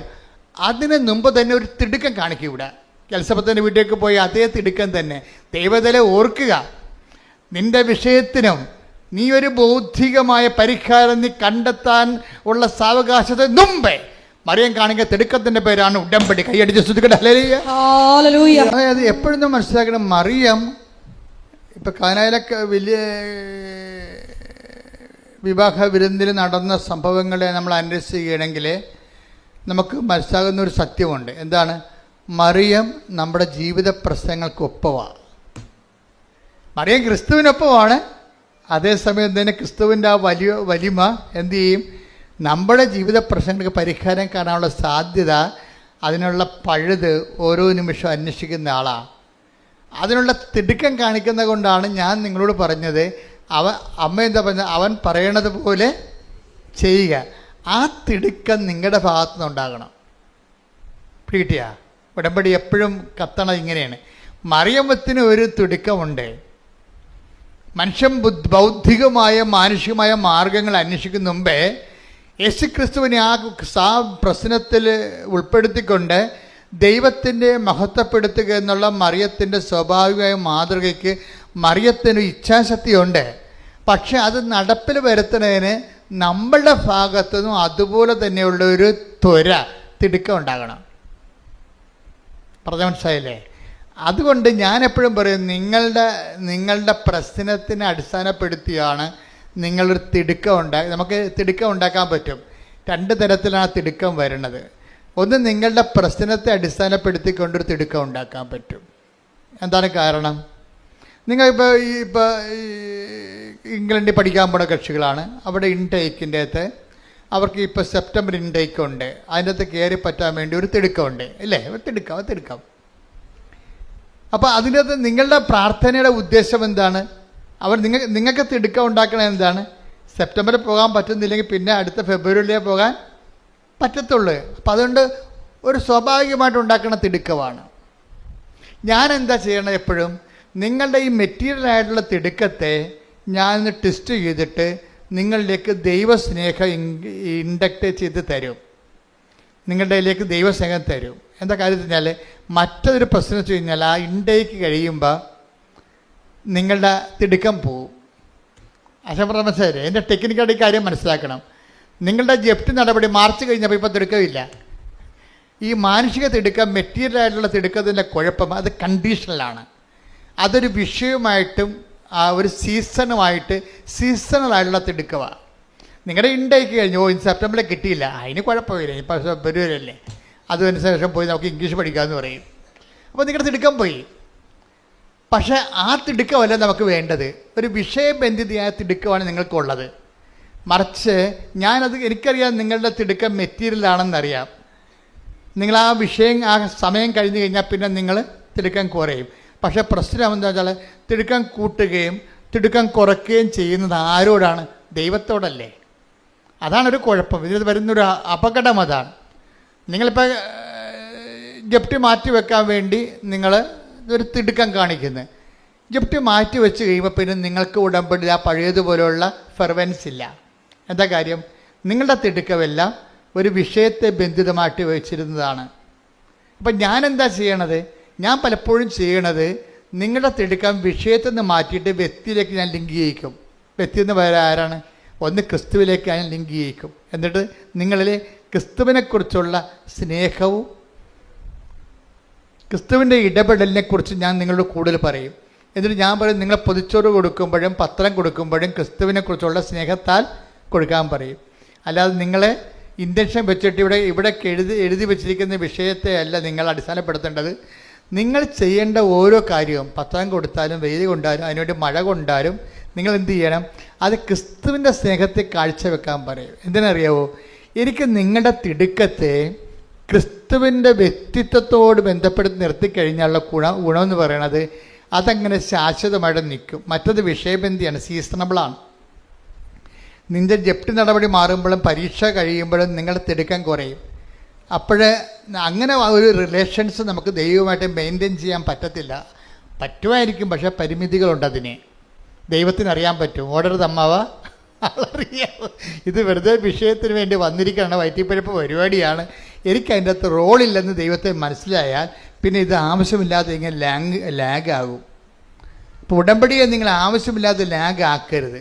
അത് വിഷയബന്ധിയോ സീസണബിളോ ആയിട്ട് നമ്മൾ ഉടമ്പടി എടുത്തു കഴിയുമ്പോൾ തിടുക്കവും അതുപോലെ വരും. മറിച്ച് അത് അച്ഛൻ എപ്പോഴും നിങ്ങളോട് പറയണത്, നിങ്ങൾ ദൈവസ്നേഹത്തിൻ്റെ ഫോർമാറ്റിലേക്ക് ഇത് റീഫോർമാറ്റ് ചെയ്യാൻ പറയും. എല്ലാം ഇപ്പോൾ കാര്യം ഞാൻ അങ്ങനെ ചെയ്യണതല്ല, എൻ്റെ ജീവിതത്തിൽ മുഴുവൻ അങ്ങനെ ചെയ്യണത്. അതെനിക്ക് ആരും ഇപ്പം പുതുതായിട്ട് പറഞ്ഞു തന്നതല്ല. എനിക്ക് പണ്ട് മുതലേ അച്ഛനായ കാലം മുതലേ മനസ്സിലാകുമായിരുന്നു, ഇവിടുത്തെ മെയിൻ എന്ത് കാര്യം ചെയ്താലും അത് ദൈവസ്നേഹമാണ്. അല്ല സഭയെ ഒപ്പിക്കുക എന്നുള്ളതൊക്കെ സെക്കൻഡറി ആയിട്ട് വരുന്ന സാങ്കേതിക വിഷയങ്ങളാണ്. അതല്ല, സഭയെ സ്നേഹിക്കുന്നതും ശുശ്രൂഷിക്കുന്നതും എല്ലാം അതിൻ്റെ ബേസിക്കായിട്ടുള്ള ദൈവസ്നേഹമാണ് വരേണ്ടതെന്ന്. അപ്പം നിങ്ങൾ ഉടമ്പടി എടുക്കുമ്പോൾ ഉടമ്പടി ജീവിക്കുമ്പോൾ ഈ കണ്ടൻറ് ഓഫ് ലവ് വർത്തിക്കാൻ നോക്കണം. പറഞ്ഞു എന്നാൽ എളുപ്പമാണ് ഈ സംഭവം. അങ്ങനെ ദൈവത്തിന് ഒരിക്കൽ നിങ്ങളെക്കുറിച്ച് നിങ്ങൾ തോന്നുകയാണ്, നിങ്ങൾ ദൈവസ്നേഹത്തിൻ്റെ വക്താവാണെന്ന് ദൈവത്തിന് തോന്നിയാൽ പിന്നെ ഇത്രയും ഈ പ്രശ്നങ്ങളൊന്നുമില്ല. ഒരിക്കലും ഞാൻ എപ്പോഴും നിങ്ങൾ പറഞ്ഞിട്ടുണ്ടല്ലേ, കഴിഞ്ഞ പ്രാവശ്യമൊക്കെ പറഞ്ഞു, ഇതിൻ്റെ റിസ്ക് എന്ന് പറഞ്ഞാൽ എന്താണ്? ഇപ്പോൾ I will be with you unto the last. ഞാൻ നിങ്ങളുടെ കൂടെ ഉണ്ടാകും. I will come with you wherever you go. നിങ്ങൾ എവിടെ പോയാലും ഞാൻ അത് ഉടമ്പടിയിലുള്ളതല്ലേ. ദൈവം നമ്മുടെ കൂടെ ഉണ്ടാകുമെന്നുള്ള കാര്യം എന്താണ്? അത് ഉടമ്പടിയിലുള്ളതാണ്. അത് പക്ഷേ ഉള്ള പ്രശ്നമെന്ന് വെച്ചാൽ അതിനൊരു പ്രശ്നമുണ്ട്. ദൈവം നമ്മളുടെ കൂടെ ഉണ്ടാകുമെന്നുള്ള കാര്യം അത് ഉടമ്പടിയിലുള്ളതാണ്. പക്ഷെ അതിൻ്റെ അകത്ത് റിസ്ക് ഫാക്ടർ എന്ന് പറഞ്ഞാൽ എന്താണ്? ഇപ്പോൾ നമ്മുടെ Joshua 1:9 I will come with you wherever you go. നീ എവിടെ പോയാലും ഞാൻ നിൻ്റെ കൂടെ ഉണ്ടാകും. കർത്താവ് പിരിയാൻ നേരത്ത് സ്വർഗ്ഗാരോഹണ സമയത്ത് പറഞ്ഞ് ലോകത്തിൻ്റെ അവസാനം വരെ ഞാൻ നിങ്ങളുടെ കൂടെ ഉണ്ടാകും. അപ്പം ദൈവത്തിൻ്റെ വാഗ്ദാനത്തിൻ്റെ ഭാഗമാണിത്. അത് ഗ്യാരണ്ടീഡാണ്. You got the point. അച്ഛൻ പറഞ്ഞ മനസ്സിലായില്ലേ? ഉടമ്പടി ടെക്നിക്കായിട്ട് പഠിക്കണം. ഇത് ദൈവത്തിൻ്റെ സാന്നിധ്യം ഞാൻ എവിടെ പോയാൽ നിങ്ങളുടെ കൂടെ ഉണ്ടാകും എന്നുള്ളത് ദൈവത്തിൻ്റെ വാഗ്ദാനത്തിൻ്റെ പുറപ്പാട് 3:14 ജോഷുവ 1:9 അതുപോലെ തന്നെ 28:20 മത്തായി 28:20 കാലത്തിൻ്റെ അവസാനം വരെ ഞാൻ നിങ്ങളുടെ കൂടെ ഉണ്ടാകും. ഈ പ്രസൻസ് എന്ന് പറയുന്ന സംഭവം എല്ലായിടത്തും ദൈവത്തിൻ്റെ പ്രഖ്യാപിതമായ വാഗ്ദാനത്തിൻ്റെ അടിസ്ഥാന ഘടകമാണ്. പക്ഷേ ഈ പ്രസൻസ് നമുക്ക് ഫീൽ ചെയ്യണമെന്ന് നിർബന്ധമില്ല. പ്രസൻസ് ഗ്യാരണ്ടീഡാണ്. പക്ഷെ കാര്യം ഇതിനകത്ത് ഗ്യാരണ്ടീഡ് അല്ലാത്ത ഒരു ഘടകമുണ്ട്. എന്താണ്? നമ്മൾ ദൈവത്തിൻ്റെ കൂടെ ഉണ്ടാവുക എന്നുള്ളതാണ് ഗ്യാരണ്ടി ഇല്ലാത്ത സംഭവം. ഞാൻ മനസ്സിലായില്ലേ? ദൈവം നമ്മുടെ കൂടെ ഉണ്ടാവുക എന്നുള്ളത് ഗ്യാരണ്ടിയുള്ള കാര്യമാണ്. എന്താ കാര്യം? അത് വാഗ്ദാനത്തിൻ്റെ ഭാഗമാണ്. ദൈവത്തിന് നമ്മളെ വഞ്ചിക്കാൻ പറ്റത്തില്ല, അവനെ തന്നെ വഞ്ചിക്കാൻ പറ്റത്തില്ല. അത് ഗ്യാരണ്ടീഡാണ്. ഇത് ഗ്യാരണ്ടീഡ് അല്ലാത്ത ഒരു ഘടകമുണ്ട് ഇതിൻ്റെ അകത്ത്. അതെന്താണ്? നമ്മൾ ദൈവത്തിൻ്റെ കൂടെ ഉണ്ടാകുമോ ഇല്ലേ എന്നുള്ളത്. മനസ്സിലായില്ലേ? ഇപ്പം നമ്മളുടെ റിസ്ക് എന്താ? കർത്താവ് നമ്മുടെ കൂടെ ഉണ്ടാകും എന്നുള്ള കാര്യം it is sure, 100% certain sure. പക്ഷേ ഇത് അനുഭവവേദ്യമാകുക എന്നുള്ള വിഷയം എന്ന് പറയുന്നത് നമ്മൾ അതുപോലെ തന്നെ അവൻ്റെ കൂടെ ഉണ്ടാകണം. അതാണ് വിഷയം. നമ്മൾ അവൻ്റെ കൂടെ ഉണ്ടാകാതിരിക്കാനുള്ള സാഹചര്യങ്ങളെയാണ് നമ്മളിവിടെ അഡ്രസ്സ് ചെയ്തിട്ട് അനുതാപത്തിലേക്ക് നിങ്ങളെ കൊണ്ടുവരുന്നത്. പറഞ്ഞ മനസ്സിലായില്ലേ? ഇതിൻ്റെ വിഷയം എന്താണ്? ഞാൻ നോക്കണത് എന്താണ്? ഞാൻ ഇതൊരു സോഷ്യൽ കൗൺസിലിങ്ങിലൂടെയാണ്. ഞാൻ ആ വ്യക്തിപരമായിട്ട് ആൾക്കാരെ കണ്ട് കൗൺസിൽ ചെയ്യത്തില്ല. എനിക്ക് പറയാനുള്ള കാര്യങ്ങൾ ദൈവം സോഷ്യൽ കൗൺസിലിങ്ങിലൂടെയാണ് പറയണത്. ഈ സോഷ്യൽ കൗൺസിലിലൂടെ തന്നെയാണ് ആൾക്കാർ ഇതെല്ലാം സ്വീകരിക്കുകയും ചെയ്യുന്നത്. കാര്യം സാക്ഷ്യം കേൾക്കുമ്പോൾ അറിയാൻ പറ്റും, അച്ഛനത് പറഞ്ഞപ്പോൾ ഞങ്ങൾക്കത് അതിനെക്കുറിച്ച് ധാരണ കിട്ടിയെന്ന് പറയും. അത് സോഷ്യൽ കൗൺസിലിംഗ് ബോധ്യം കിട്ടി. അച്ഛൻ കൊടുത്ത അറിവ് അവർക്ക് അനുഭവമായി, അനുഭവം ബോധ്യമായി, ബോധ്യം സാക്ഷ്യമായി, സാക്ഷ്യം സന്തോഷമായി, പിന്നെ സന്തോഷം സ്വർഗമാകും. അതെന്താ സംഭവിച്ചു കഴിഞ്ഞാൽ ഈ നമുക്ക് കിട്ടിയിരിക്കുന്ന ഈ സോഷ്യൽ കൗൺസിലിങ്ങിലൂടെ ഇതൊരു അച്ഛൻ പറയുന്ന എല്ലാ കൗൺസിലിംഗ് മെത്തേഡാണ്. എന്ന് വെച്ചാൽ നിങ്ങൾക്ക് ഒരു പുതിയ ധാരണ തരികയാണ്. എന്താണ്? നിങ്ങളോട് ഞാൻ ചോദിക്കുകയാണ്, കർത്താവ് നിങ്ങളുടെ കൂടെ ഉണ്ട്, അത് വാഗ്ദാനമാണ്, ഗ്യാരണ്ടീഡാണ്. പക്ഷേ ഗ്യാരണ്ടി അല്ലാത്തൊരു കാര്യമുണ്ട്. എന്താണ്? നിങ്ങൾ കർത്താവിൻ്റെ കൂടെ ഉണ്ടോ? അതാണ് വിഷയം. അതാണ് വിഷയം. കാര്യം പാപം ചെയ്യുന്ന പാപത്തിന് അടിമയാണ്, അടിമ ഒരിക്കലും വീട്ടിൽ വസിക്കുന്നില്ലെന്ന് പറഞ്ഞില്ലേ? അപ്പം നമ്മുടെ കൂടെ ഇല്ലല്ലോ കർത്താവ്. യോഹന്നാൻ 8:34-35. യോഹന്നാൻ 8:34-35. യേശു പ്രതിവചിച്ചു, സത്യം സത്യമായി ഞാൻ നിങ്ങളോട് പറയുന്നു, സത്യം സത്യമായി ഞാൻ നിങ്ങളോട് പറയുന്നു, പാപം ചെയ്യുന്നവൻ പാപത്തിന്റെ അടിമയാണ്. അടിമ എക്കാലവും ഭവനത്തിൽ വസിക്കുന്നില്ല, പുത്രനാകട്ടെ എക്കാലവും വസിക്കുന്നു. ഇതാണ് പ്രശ്നം. ദൈവം നമ്മുടെ കൂടെ ഉണ്ടെന്നുള്ളത് 100% ഗ്യാരണ്ടീഡാണ്. ഗ്യാരണ്ടി അല്ലാത്ത കാര്യം എന്താണ്? പാപം ചെയ്യുന്നവൻ ഒരിക്കലും ഭവനത്തിൽ വസിക്കുന്നില്ല, കർത്താവിൻ്റെ കൂടെ വസിക്കുന്നില്ല. അതാണ് വിഷയം. അതുകൊണ്ടാണ് നമ്മൾ ഉടമ്പടി പാപത്തെ അഡ്രസ്സ് ചെയ്യുന്നത്. പാപത്തിൻ്റെ പടിപടിയായിട്ട്, അതായത് പാപത്തെ നമുക്ക് തലയിലെ പേൻ പെറുക്കി കളയണ പോലെ പെറുക്കി കളയാൻ പറ്റത്തില്ല. ഇതിൻ്റെ സംഭവം എന്ന് വെച്ച് കഴിഞ്ഞാൽ ഇങ്ങനെ ഒരു സിറ്റുവേഷൻ ഉണ്ടാകാത്ത ഒരു സിറ്റുവേഷൻസ് ക്രിയേറ്റ് ചെയ്യാനേ പറ്റത്തുള്ളൂ. പാപം ചെയ്യാൻ പറ്റാത്തൊരവസ്ഥ. അതുകൊണ്ടാണ് ഞാൻ നിങ്ങൾക്ക് ദൈവസ്നേഹത്തിൻ്റെ മരുന്ന് തരണത്. മനസ്സിലായില്ലേ? ദൈവസ്നേഹം വർദ്ധിച്ചു കഴിഞ്ഞാൽ ആ ദൈവസ്നേഹത്തിന് 2 ഇഫക്ട്സ് ഉണ്ട്. നിങ്ങളുടെ ഒരു വ്യക്തിയിൽ ഒരു ആത്മാവിൽ ദൈവസ്നേഹം വർദ്ധിക്കുമ്പോൾ 2 ഇഫക്റ്റ് ഉണ്ടാവും. ഒന്ന്, പാപം ചെയ്യാനുള്ള വാസനകളുടെ മേൽ ദൈവം അഭിഷേകം തരും. അത് ദൈവം നേരിട്ട് തന്നതാണ്. അതിൻ്റെ കാര്യം വെച്ചാൽ എൻ്റെ നിർമ്മലൻ അഴിഞ്ഞു പോകാൻ അനുവദിക്കത്തില്ല. സങ്കീർത്തനം 16:10. സങ്കീർത്തനം 16:10. അവിടുന്ന് എന്നെ പാതാളത്തിൽ തള്ളുകയില്ല, അങ്ങയുടെ പരിശുദ്ധൻ ജീർണിക്കാൻ അനുവദിക്കുകയില്ല. അതായത് പാപം ചെയ്യാതിരിക്കാനുള്ള ഒരു ആന്തരിക അഭിഷേകം നമുക്ക് തരും. ഈ ജീർണവസ്തുവിനെ കുറിച്ചും പാതാളത്തിൽ തള്ളുന്നതിനെ കുറിച്ചൊക്കെ പറയുന്നുണ്ടെങ്കിലും ആധ്യാത്മിക ജീർണതയും അവിടെ വിഷയമാണ്. ശരിക്കും നമ്മുടെ ആധ്യാത്മിക ജീർണതയെ പ്രതിരോധിക്കുന്നത് ഈ എൻ്റെ നിർമ്മലൻ എന്നുള്ള സ്റ്റാറ്റസിലാണ്. ആരാണ്? മനസ്സിലായില്ലേ? ആധ്യാത്മിക ജീർണത. നമ്മളിപ്പോൾ ചില ധ്യാനകേന്ദ്രങ്ങളൊക്കെ നിങ്ങളുടെ പാപം 150 പാപം 560 പാപം കൊണ്ടുപോവാ, മണ്ണെണ്ണ ഒഴിച്ച് കത്തിക്കാന്നൊക്കെ പറയും. കത്തിച്ചാൽ ഈ പന്നികൾ അത് തന്നെ ചെയ്യുകയും ചെയ്യും വീണ്ടും. അങ്ങനെയുള്ള സൂത്രപ്പണികളും അഭ്യാസങ്ങളും ഒന്നും കൊണ്ട് പാപത്തെ നയിക്കാൻ പറ്റത്തില്ല. പാപത്തെ നമ്മൾ ടാർഗറ്റ് ചെയ്യാൻ ഉദ്ദേശിക്കുന്നുണ്ടെങ്കിൽ ആ വ്യക്തിക്ക് ദൈവസ്നേഹം വളർന്നിരിക്കണം. ദൈവസ്നേഹം വളർന്ന 2 ഇഫക്റ്റ് വരും. എന്താ ഇഫക്റ്റ് പറഞ്ഞത്? ഒന്ന്, ദൈവത്തിനൊരു റിസ്ക് ഉണ്ട്. എന്താണ്? എൻ്റെ നിർമ്മലൻ ആധ്യാത്മിക ജീർണിക്കാൻ ഞാൻ അനുവദിക്കത്തില്ല. അത് നമുക്ക് സപ്പോർട്ട് കിട്ടുന്നതാണ്. പിന്നെ എന്താ വെച്ച് കഴിഞ്ഞാൽ നമ്മൾക്ക് തന്നെ ഇങ്ങനെയുള്ള സാഹചര്യങ്ങളോട് അഫിനിറ്റി കുറയും, താല്പര്യം. പാപം ചെയ്യാനുള്ള ഒന്നെങ്കിൽ 2 തരത്തിൽ, ഒന്നെങ്കിൽ ഒരു പ്രലോഭനത്തിൽ ഉൾപ്പെടുത്തരുത് നമ്മൾ പ്രാർത്ഥിക്കുമ്പോൾ അങ്ങനെയുള്ള സാഹചര്യങ്ങളിൽ നിന്ന് ഇരിക്കാനുള്ള സാധ്യതയെ ദൈവം ട്രേസ് ഔട്ട് ചെയ്യുന്നുണ്ട്. ഇപ്പം എന്താ പറയുക? ഞങ്ങളെ പ്രലോഭനത്തിൽ ഉൾപ്പെടുത്തരുത് എന്നല്ല പറയണത്. അപ്പം അതിൻ്റെ അർത്ഥം എന്താണ്?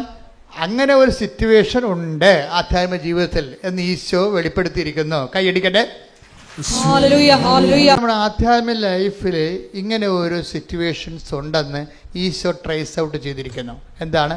ഞങ്ങളെ പ്രലോഭനത്തിൽ ഉൾപ്പെടുത്തരുത്. ദാറ്റ് മീൻസ് അതിൻ്റെ പ്രൊവിഷൻ ഉണ്ടെന്ന് ഇല്ലേ? പ്രലോഭനത്തിൽ ഉൾപ്പെടാതെ ഒരു വ്യക്തിക്ക് ഇവിടെ ജീവിക്കാനുള്ള സാധ്യതയുണ്ടെന്ന് ആണ് ഈശോ. കാരണം ഈശോ മാത്രമേ ഈ രഹസ്യം പുറത്ത് പറഞ്ഞിട്ടുള്ളൂ. ഇത് രഹസ്യമാണ്. ഈശോ എന്തെല്ലാം രഹസ്യങ്ങൾ പറഞ്ഞിട്ടുണ്ട്. ഈശോ പറഞ്ഞ മൊത്തം രഹസ്യമാണ്. ലോകസ്ഥാപനം മുതൽ ഇന്ന് വരെ നിഗൂഢമായിരിക്കുന്നതെല്ലാം അവൻ വെളിപ്പെടുത്തുന്നു. അപ്പോൾ എന്താണ്? അവൻ രഹസ്യമാണ്. ഇത് രഹസ്യമാണ്. നമുക്ക് ജീവിക്കാൻ ഉദ്ദേശിക്കുന്നവൻ നിങ്ങൾ ഇവിടെയാണ് ഇൻവെസ്റ്റ് ചെയ്യേണ്ടതെന്നാണ് ഈശോ പറയണത്. നിങ്ങൾക്ക് സത്യസന്ധമായി ദൈവത്തിൻ്റെ നിർമ്മലയായിട്ടും ജീവിക്കാൻ ഉദ്ദേശിക്കുന്നുണ്ടെങ്കിൽ നിങ്ങൾ ദൈവസ്നേഹത്തിൽ വളരണം. ദൈവസ്നേഹത്തിൽ വളരാൻ ഉദ്ദേശിക്കുന്നുണ്ടെങ്കിൽ നിങ്ങൾ ക്രിസ്തുവിനോടുള്ള സ്നേഹത്തിലാണ് വളരേണ്ടത്. കാര്യം എന്താണ്? ക്രിസ്തു ദൈവത്തിൻ്റെ സ്നേഹത്തിൻ്റെ പ്രതിച്ഛായയാണ്. ദൈവം എത്രത്തോളം നമ്മളെ സ്നേഹിച്ചുവെന്ന് അവൻ്റെ മുൾക്കിടം നോക്കുമ്പോൾ അറിയാൻ പറ്റും. അവൻ എന്തുമാത്രം നമ്മളെ സ്നേഹിച്ചു വന്ന് അവൻ്റെ കരചരണങ്ങളെ ആണിപ്പഴും നോക്കുമ്പോൾ അറിയാൻ പറ്റും.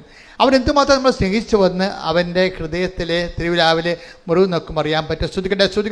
Hallelujah hallelujah. നമ്മൾ ഉടമ്പടിയിൽ എന്താ ചെയ്യണത്? അവൻ പറയണത് പോലെ ചെയ്യുക. അവൻ പറഞ്ഞത് എന്താണ്? എന്നെ സ്നേഹിക്കുന്നവൻ എൻ്റെ കൽപ്പന പാലിക്കട്ടെ. ഇവിടെ കൂടെ ശ്രുതിക്കട്ടെ. Hallelujah hallelujah hallelujah hallelujah. യേശുവേ നന്ദി. യോഹന്നാൻ 14:23. യോഹന്നാൻ 14:23. യേശു പ്രതിവചിച്ചു, എന്നെ സ്നേഹിക്കുന്നവൻ എന്റെ വചനം പാലിക്കും. അപ്പോൾ എന്റെ പിതാവ് അവനെ സ്നേഹിക്കുകയും ഞങ്ങൾ അവന്റെ അടുത്ത് വന്ന് അവനിൽ വാസമുറപ്പിക്കുകയും ചെയ്യും. 13:35 വായിച്ചേ. നിങ്ങൾ പരസ്പരം സ്നേഹിക്കുവിൻ.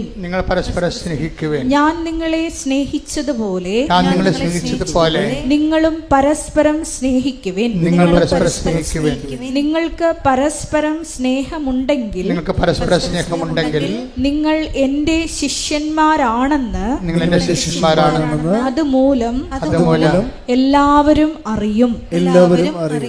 പത്രം കൊടുക്കുന്ന പോലെ എല്ലാവരും കർത്താവിനെ അറിയിക്കാൻ പറ്റും. പക്ഷേ ഏറ്റവും വലിയ അറിയിപ്പ് എന്താണ്? നിങ്ങൾക്ക് അവൻ പറയണ പോലെ ചെയ്യുകയല്ല ഉടമ്പടി. അവൻ പറഞ്ഞ ഏറ്റവും വലിയ വിഷയം എന്താണ്?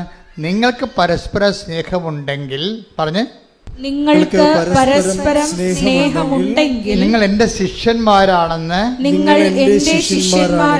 മറ്റുള്ളവർ അറിയും. അപ്പൊ പൊതുച്ചോറും കൊടുത്തിട്ട് ഓടിക്കളയരുത്. മനസ്സിലായില്ലേ? നിങ്ങൾ എന്തുകൊണ്ടത് കൊടുക്കണമെന്ന് പറയണം. മനസ്സിലായില്ലേ? പത്രം കൊടുത്തിട്ട് പോയി കളയരുത്. അതല്ല വിഷയം. ഞങ്ങൾ നിങ്ങളെ സ്നേഹിക്കുന്നു. കാരണം എന്താണ്? ക്രിസ്തു നമ്മളെ രണ്ടുപേരെയും സ്നേഹിക്കുന്നു. അത് വിഷയമാണ്. അതിനെ പറഞ്ഞ് മനസ്സിലാക്കണം. കഴിഞ്ഞ ദിവസങ്ങൾ ഓർത്തഡോക്സിൽ നിന്നൊരു ചേച്ചി ഒരു സാക്ഷ്യം പറഞ്ഞു.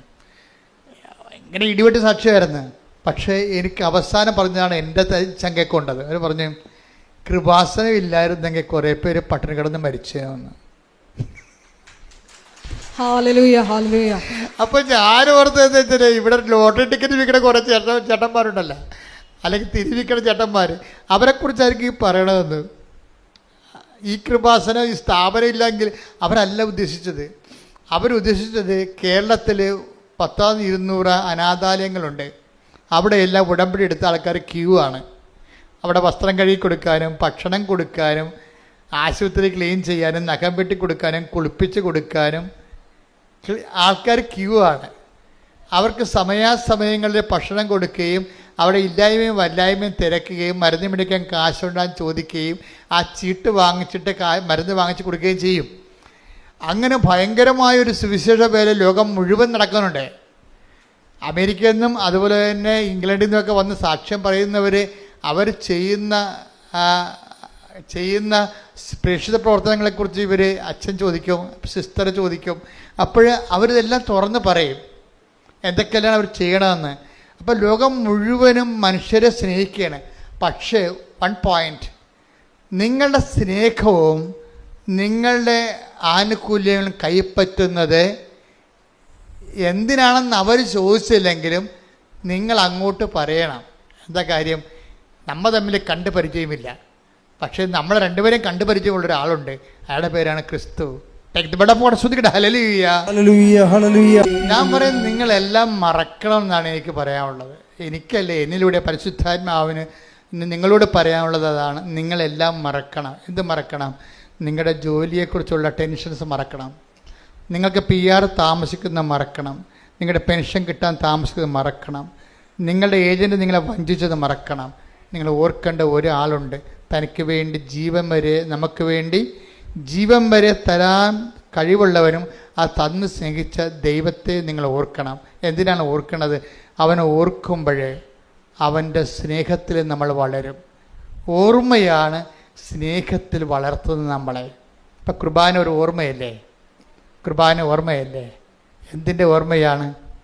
അവൻ്റെ അവസാനത്തുള്ളി ചോര വരെ കുരിശിൽ പരിഹാരമായി നമുക്ക് വേണ്ടി ചിന്തിയതിൻ്റെ ഓർമ്മ. Do this in memory of me.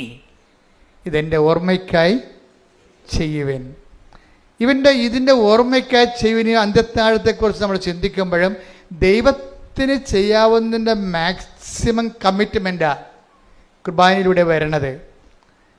അത് ദൈവത്തിൻ്റെ സ്നേഹത്തിൻ്റെ അദമ്യമായ അവസാന രൂപമാണ്. അതുകൊണ്ടാണ് നമ്മൾ കുർബാന എന്ന് പറയുമ്പോൾ ഉടനെ മുട്ടേ നിൽക്കും നമ്മളല്ലേ. കുർബാന ഇതെൻ്റെ ശരീരമാണെന്ന് പറയുമ്പോൾ നമ്മളെന്ത് ചെയ്യും? മുട്ടേ നിൽക്കും. ആദരവോടെയും ആരാധനയോടെയും നമ്മൾ മുട്ടേ നിൽക്കുമ്പോൾ അത്താറയും മണ്ണ് കിലുങ്ങുകയും ധൂപം ആകാശത്തെ ഉയരുകയും ചെയ്യുന്നത് ദൈവത്തിൻ്റെ സ്നേഹത്തിൻ്റെ ആഘോഷമാണ്. ശ്രുതിക്കട്ടെ ഹല്ലേലൂയ. അതൊക്കെ ഇങ്ങനെ കത്തിച്ച് വെച്ച് കഴിഞ്ഞാൽ നമുക്ക് എന്ത് പറ്റും? അടുത്ത് ചെല്ലുകയാണെങ്കിൽ നമുക്ക് ചൂട് കിട്ടും, അകലെ നിൽക്കുകയാണെങ്കിൽ നമുക്ക് വെളിച്ചം കിട്ടും. അപ്പം കിട്ടാതിരിക്കത്തില്ലല്ല, എന്തായാലും കിട്ടാതിരിക്കത്തില്ലല്ല. വിളക്ക് ഇങ്ങനെ കത്തിച്ച് വെച്ചാൽ അടുത്ത് ചെല്ലുകയാണെങ്കിൽ നമുക്ക് ചൂട് കിട്ടും, അകന്ന് നിൽക്കുകയാണെങ്കിൽ നമുക്ക് വെളിച്ചം കിട്ടും. അപ്പോൾ എന്താ, ചൂടായാലും വെളിച്ചമായാലും കിട്ടാണ്ടിരിക്കത്തില്ലല്ല. ഇതുപോലെയാണ് ദൈവം.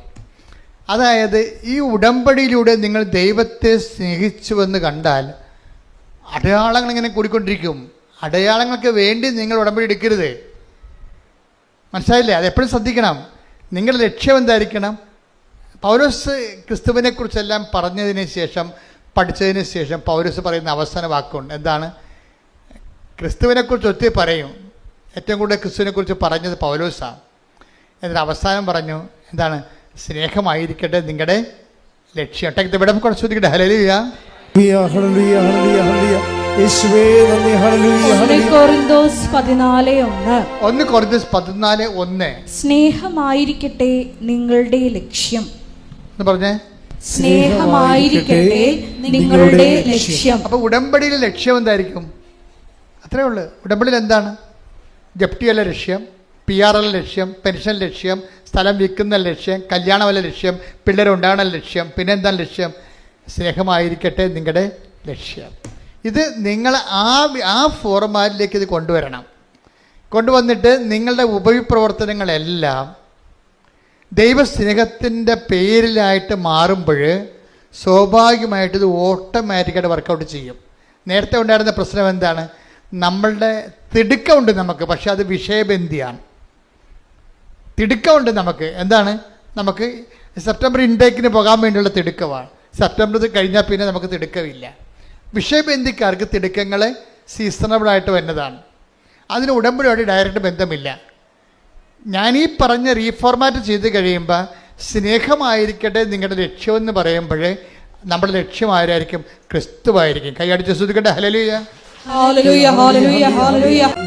ഇപ്പൊ കാനായിലെ കല്യാണത്തിന് വീട്ടിലുണ്ടായ ഒരു പരുവക്കേട്, നമ്മൾ മലയാളത്തിൽ പറഞ്ഞാൽ എന്താ പറയണത്? പിഞ്ഞി തീർന്നു പോണ് അല്ലേ, അരി തീർന്നു പോണ്, അങ്ങനെയുള്ള കാര്യങ്ങൾ എന്താണ്? പരുവക്കേടെന്ന് പറയും. ഈ പരുവക്കേടാണ് ശരിക്കും അതിനെ എങ്ങനെ ക്രിസ്തുവിൻ്റെ സാധ്യതകളെ സാക്ഷാത്കരിക്കാനുള്ള സിറ്റുവേഷൻസ് ക്രിയേറ്റ് ചെയ്തിരിക്കുകയാണ് ദൈവം. നിങ്ങളുടെ പരുവക്കേട് എന്ന് പറയുന്നത് എന്തിനെക്കുറിച്ചായാലും, ഭർത്താവ് വെള്ളവടിയാണ്, ഭർത്താവിന് സംശയമാണെന്ന് വിചാരിച്ചു, അല്ലെങ്കിൽ അദ്ദേഹത്തിന് ഇല്ലീഗൽ റിലേഷൻസ് ഉണ്ട്, അതൊരു വിഷയമാണ്. നിങ്ങൾക്ക് തന്നെ നിങ്ങളുടെ ഒരു മാന്യത നഷ്ടപ്പെടുന്ന രീതിയിലുള്ള ചില ഇഷ്യൂസൊക്കെ ഉണ്ടായിക്കൊണ്ടിരിക്കുന്നു, അതൊരു പ്രശ്നമാണ്. പക്ഷേ ഇതെല്ലാം എന്താണ്? എന്തിനു വേണ്ടിയുള്ളതാണ്? ഈ വിഷയങ്ങളെല്ലാം ക്രിസ്തുവിനെ അറിഞ്ഞ ആ അറിവിൽ നിങ്ങൾ വളരാൻ വേണ്ടിയുള്ള ഒരു സാഹചര്യമായിട്ട് നമ്മൾ ദൈവ പൈതലാണ് നീയെങ്കിൽ നീ അതിനെ അമ്മയെപ്പോലെയാണ്. ആ കാനായിലെ കല്യാണത്തിലെ ചെറിയൊരു പ്രശ്നമാണ് അത്. ക്രിസ്തുവിനെ തിരികെ കയറ്റാനുള്ള, ക്രിസ്തുവിനെ ആവിഷ്കരിക്കാനുള്ള, ക്രിസ്തുവിനെ അറിയിക്കാനുള്ള, അവൻ്റെ വലിമ അറിയിച്ചുകൊണ്ട് അവൻ്റെ നാമത്തെ മഹത്വപ്പെടുത്തിക്കൊണ്ട് അവനിൽ ജനത്തെ കൊണ്ട് വിശ്വസിപ്പിക്കാനുള്ള ഒരു സിറ്റുവേഷനായിട്ട് ദൈവം ക്രിയേറ്റ് ചെയ്തിരിക്കുകയാണ്. ദൈവമല്ല, അമ്മയിലൂടെയാണ് അത് ചെയ്തിരിക്കണതേ ഉള്ളത്. അപ്പം നമ്മുടെ ഓരോ വിഷയത്തിൻ്റെ ഉദ്ദേശം എന്താണ്? ദൈവത്തെ, ഈ ക്രിസ്തുവിനെ അറിയുക, ക്രിസ്തുവിൽ വളരുക എന്നുള്ളതാണ്. ക്രിസ്തു വളരുക എന്നുള്ളത്. അതുകൊണ്ടാണ് ഈ ചിലർ പറഞ്ഞു ഞാൻ ഉടമ്പടി മരണം വരെ തുടരുമെന്നൊക്കെ പറഞ്ഞതിൻ്റെ കാരണം എന്താണ്? ഉടമ്പടി ബേസിക്കായിട്ട് ക്രിസ്തുവിൽ നിങ്ങളെ വളർത്തുന്ന ദൈവത്തിൻ്റെ ഒരു സ്വർഗീയ പദ്ധതിയാണത്. അത് സത്യസന്ധമായിട്ടാണ്, അത് വിഷയത്തെ അടിസ്ഥാനപ്പെടുത്തിയല്ല, വ്യക്തിയെ അടിസ്ഥാനപ്പെടുത്തിയാണ് നിങ്ങൾ ചെയ്യണമെന്നുണ്ടെങ്കിൽ നമ്മൾക്ക് പിന്നെ വേറെ ആരുടെയും സർട്ടിഫിക്കറ്റ് ആവശ്യമില്ല. നിങ്ങൾക്ക് നിങ്ങൾ തന്നെയായിരിക്കും സർട്ടിഫിക്കറ്റ്. എന്താ കാര്യം? നിങ്ങൾ ദൈവത്തെ, ഇപ്പോൾ കഴിഞ്ഞ ദിവസങ്ങളിൽ ഒരു ഡോക്ടർ സാക്ഷ്യം പറഞ്ഞു, ടോം വർഗീസ്, അങ്ങനെ പേരുതാ, അങ്കമാലി ഡോക്ടർ ടോണി നെൽസൺ. ഈ ടോണി നെൽസൺ, നാൻസി, അവർ രണ്ടുപേരും ഡോക്ടർമാരാണ്. ഭാര്യ ഇവിടെ എറണാകുളം ജനറൽ ആശുപത്രി ഡോക്ടർ, ഭർത്താവ് നമ്മുടെ ലിറ്റിൽ ഫോർ അങ്കമാലിലെ ഡോക്ടറാണ്. പക്ഷേ ഇവർക്ക് 5 കുഞ്ഞുങ്ങളുണ്ട്. ഇവിടെ 5 കുഞ്ഞുങ്ങളൊക്കെ ഉണ്ട്, ഒരു 6 കുഞ്ഞുങ്ങളുണ്ട് അവർക്ക്. എല്ലാം പൊടിപ്പൊടി കുഞ്ഞുങ്ങളാണ് ശരിക്കും. അപ്പോൾ എനിക്ക് ഭയങ്കര സന്തോഷമായി. അവരും ചെറുപ്പക്കാരാണ്, അത്ര പ്രായമുള്ളവരല്ലേ, ഒരു 40 വയസ്സിനൊക്കെ താഴെയുള്ള കക്ഷികളാണ്. അവർക്ക് 6 കുഞ്ഞുങ്ങൾ. അവരെല്ലാം കൂടി നല്ല രസമാണ്, നമ്മുടെ ഇട്ടിട്ടുണ്ട് അല്ലേ. പക്ഷെ അതല്ലേ എനിക്കത് തോന്നിയതേ. ഡോക്ടർ പറയണേ, എൻ്റെ ഈ 4ാമത്തെ മോനെ അവൻ്റെ കാലിങ്ങനെ വളഞ്ഞിരിക്കുകയാണ്. അപ്പം അതിൻ്റെ മെഡിക്കൽ സയൻസിൽ തിരിച്ചു വരാൻ കുറച്ച് പ്രശ്നമുണ്ട്. ഡോക്ടറിനെക്കുറിച്ച് ഏറ്റവും ഇഷ്ടം കാര്യങ്ങൾ അറിയാം. അപ്പോൾ ഡോക്ടർ എന്നാ ചെയ്തിരിക്കണേ, 2 ഡോക്ടേഴ്സുമാർ കൂടെ വന്ന് ഉടമ്പടി ചെയ്തിരിക്കുകയാണ്. ഉടമ്പടി ചെയ്തിട്ട് എന്താ ചെയ്യിക്കണേ? ഡോക്ടർ പറഞ്ഞു, ഞങ്ങൾ സന്ധ്യാപ്രാർത്ഥന കഴിയുമ്പോൾ ഉടമ്പടി തൈലം എടുത്തിട്ട് പ്രത്യക്ഷീകരണ പ്രാർത്ഥന ചൊല്ലിയിട്ട് ആ വളഞ്ഞുപോയ കാലെ പെരട്ടി കൊടുക്കും. ഇപ്പം അടുത്ത് കുറച്ച് നാൾക്ക് തന്നെ അത് 90% നിവർന്ന കാലേ. ആ സാക്ഷ്യം ഞാൻ ഇവിടെ നിന്ന് കേൾക്കായിരുന്നു. അപ്പോൾ എനിക്ക് മനസ്സിലായെന്ന് വെച്ച് കഴിഞ്ഞാൽ ആ വളഞ്ഞ കാലിലൂടെ ക്രിസ്തു നമ്മുടെ കുടുംബത്തിലേക്ക് ലാൻഡ് ചെയ്യുകയാണ്. മനസ്സിലായ? ആ കാല് നേരെ ഇരുന്നെങ്കിൽ ക്രിസ്തുവിന് സാധ്യതയില്ല അവിടെ വരാൻ. ഞാൻ പറഞ്ഞില്ലേ, നമ്മുടെ സഹനങ്ങൾ ക്രിസ്തുവിന് നമ്മുടെ ജീവിതത്തിലേക്ക് വരാനുള്ള സാധ്യതയാണ്. പിന്നെ അവിടെ ഒരു എളിമപ്പെടലുണ്ട്. ചില ഡോക്ടർമാരാകുമ്പോൾ മെഡിക്കൽ സയൻസാണ് എല്ലാം എന്ന് പറഞ്ഞ് പ്രാർത്ഥിക്കാൻ നടക്കുന്ന ഡോക്ടർമാരും ഉണ്ട്. അത് ഭയങ്കര ഗതികേടാണ് ശരിക്കും. എനിക്ക് പലപ്പോഴും തോന്നിയിട്ടുള്ളതേ, ഞാൻ അമ്മയെ നേരിട്ട് കണ്ടതിന് ശേഷം എനിക്ക് തോന്നിയതേ, എനിക്ക് നിരീശ്വരന്മാരോടൊക്കെ ഭയങ്കര സങ്കടം തോന്നി. അതൊക്കെ എനിക്ക് അവരോടൊക്കെ പുച്ഛമായിരുന്നു. കാരണം അവർക്ക് അതിനൊക്കെയുള്ള കൃപ ദൈവം കൊടുത്തില്ല എന്ന് ഓർത്തിട്ടാണ് അവരുടെ വൈജ്ഞാനിക വങ്കത്വം കൊണ്ടല്ലേ അവർ ദൈവത്തെ തള്ളിപ്പറയണമെന്ന് ഓർത്തിട്ട് എനിക്ക് അവരുടെ പുച്ഛമായിരുന്നു. പക്ഷേ 2004 അമ്മയെ കണ്ടതിന് ശേഷം എനിക്ക് എൻ്റെ ജീവിത രീതിയിലെല്ലാം മാറ്റമുണ്ടായി, ചിന്താരീതി മാറ്റമുണ്ടായി. ഞാൻ പറഞ്ഞു, ഒരു മനുഷ്യൻ്റെ ഏറ്റവും വലിയ ദുരന്തം എന്ന് പറയുന്നത് ദൈവത്തെ വിശ്വസിക്കാൻ ഒരു പഴുത് കിട്ടാത്തതാണ്. ദൈവത്തെ കാണാനോ വിശ്വസിക്കാനോ ഒരു പഴുത് കിട്ടാത്തതാണ്. അയ്യോ, ഇങ്ങനെ കുറേ. അതുപോലെ തന്നെ ചില വൈദികരും ഇതുപോലെ അവർ സംസാരിക്കുമ്പോൾ അവർക്ക് പറയും, ഒരു വൈദികൻ ഒരു വാർഷിക ധ്യാനത്തിന് ഞങ്ങളെ ധ്യാനിപ്പിക്കുകയും, അപ്പം ധ്യാനിപ്പിച്ചിരിക്കുന്ന ധ്യാനഗുരു തന്നെ പറയണ് ദൈവത്തെ ഒരിക്കലും ആരും കണ്ടിട്ടില്ലെന്ന്. അപ്പം ഞാനുടനെ കൈപൊക്കി നിർത്താൻ പറഞ്ഞു. കാര്യം അങ്ങേർക്ക് വിവരമില്ല. പക്ഷെ ഞാൻ ദൈവവും അമ്മയെ ഞാൻ നേരിട്ട് കണ്ടയാളാണ്. അപ്പം ഞാൻ അവിടുന്ന് അത് പറയാതെ പോന്നു കഴിഞ്ഞാൽ, ഞാൻ അവിടെ ഇരിക്കുന്ന 10-50 അച്ഛന്മാരുണ്ട്, പിന്നെ ധ്യാനഗുരു ഉണ്ട്. ഇവർ ഈ പറയുന്ന വിഡ്ഢിത്തരം സത്യമാണെന്ന് മറ്റുള്ള വിശ്വസിക്കാൻ സാത്താൻ പ്രവർത്തിക്കും. അപ്പം സാത്താൻ്റെ മണം അവിടെ നിൽക്കണ കാരണം ഞാൻ യേശുക്രിസ്തുവിനെ ഏറ്റുപറയാൻ ബാധ്യസ്ഥനാണ് അവിടെ. എന്താ കാര്യം? ഞാനിത് കണ്ടിട്ട് സാക്ഷിയാക്കി, ദൈവം എന്നെ സാക്ഷിയാക്കിയതാണ്. അപ്പം തന്നെ വാർഷിക ദിനത്തിൽ ഞാൻ എഴുന്നേറ്റ് പറഞ്ഞ് അച്ഛൻ പറഞ്ഞത് ശരിയല്ല, ദൈവാനുഭവം സത്യമാണ്, അത് ടാൻജിബിളാണ്, ഞാനാണ് അനുഭവസ്ഥനെന്ന് പറഞ്ഞു. അത് പറഞ്ഞപ്പോൾ പിന്നെ അച്ഛന് മുന്നോട്ട് പോകാൻ പറ്റത്തില്ല. പിന്നെ കണക്കണമൊക്കെ പറഞ്ഞു കഴിഞ്ഞാൽ പണിയാവും. എന്താ വെച്ചാൽ ഇങ്ങനെ കുറേ വൈജ്ഞാനിക വങ്കത്വം കയറിയിട്ട് ബുദ്ധിയാണ് ദൈവം എന്ന് പറഞ്ഞിട്ട് അത് കൊണ്ട് ദൈവത്തെ മനസ്സിലാക്കുന്ന കുറേ സാഹചര്യങ്ങൾ അക്കാഡമിക് ലെവലിൽ ചിലരിലെങ്കിലും ഉണ്ട്. ഇതൊന്നും ഞാൻ തിരിച്ചെടുക്കാൻ തയ്യാറല്ല. എന്താ കാര്യം? ഞാൻ സഭയിൽ അനുഭവിച്ചിരിക്കുന്ന വിഷയമാണ്. ബുദ്ധിപരമായിട്ട് ദൈവത്തെ കാണാൻ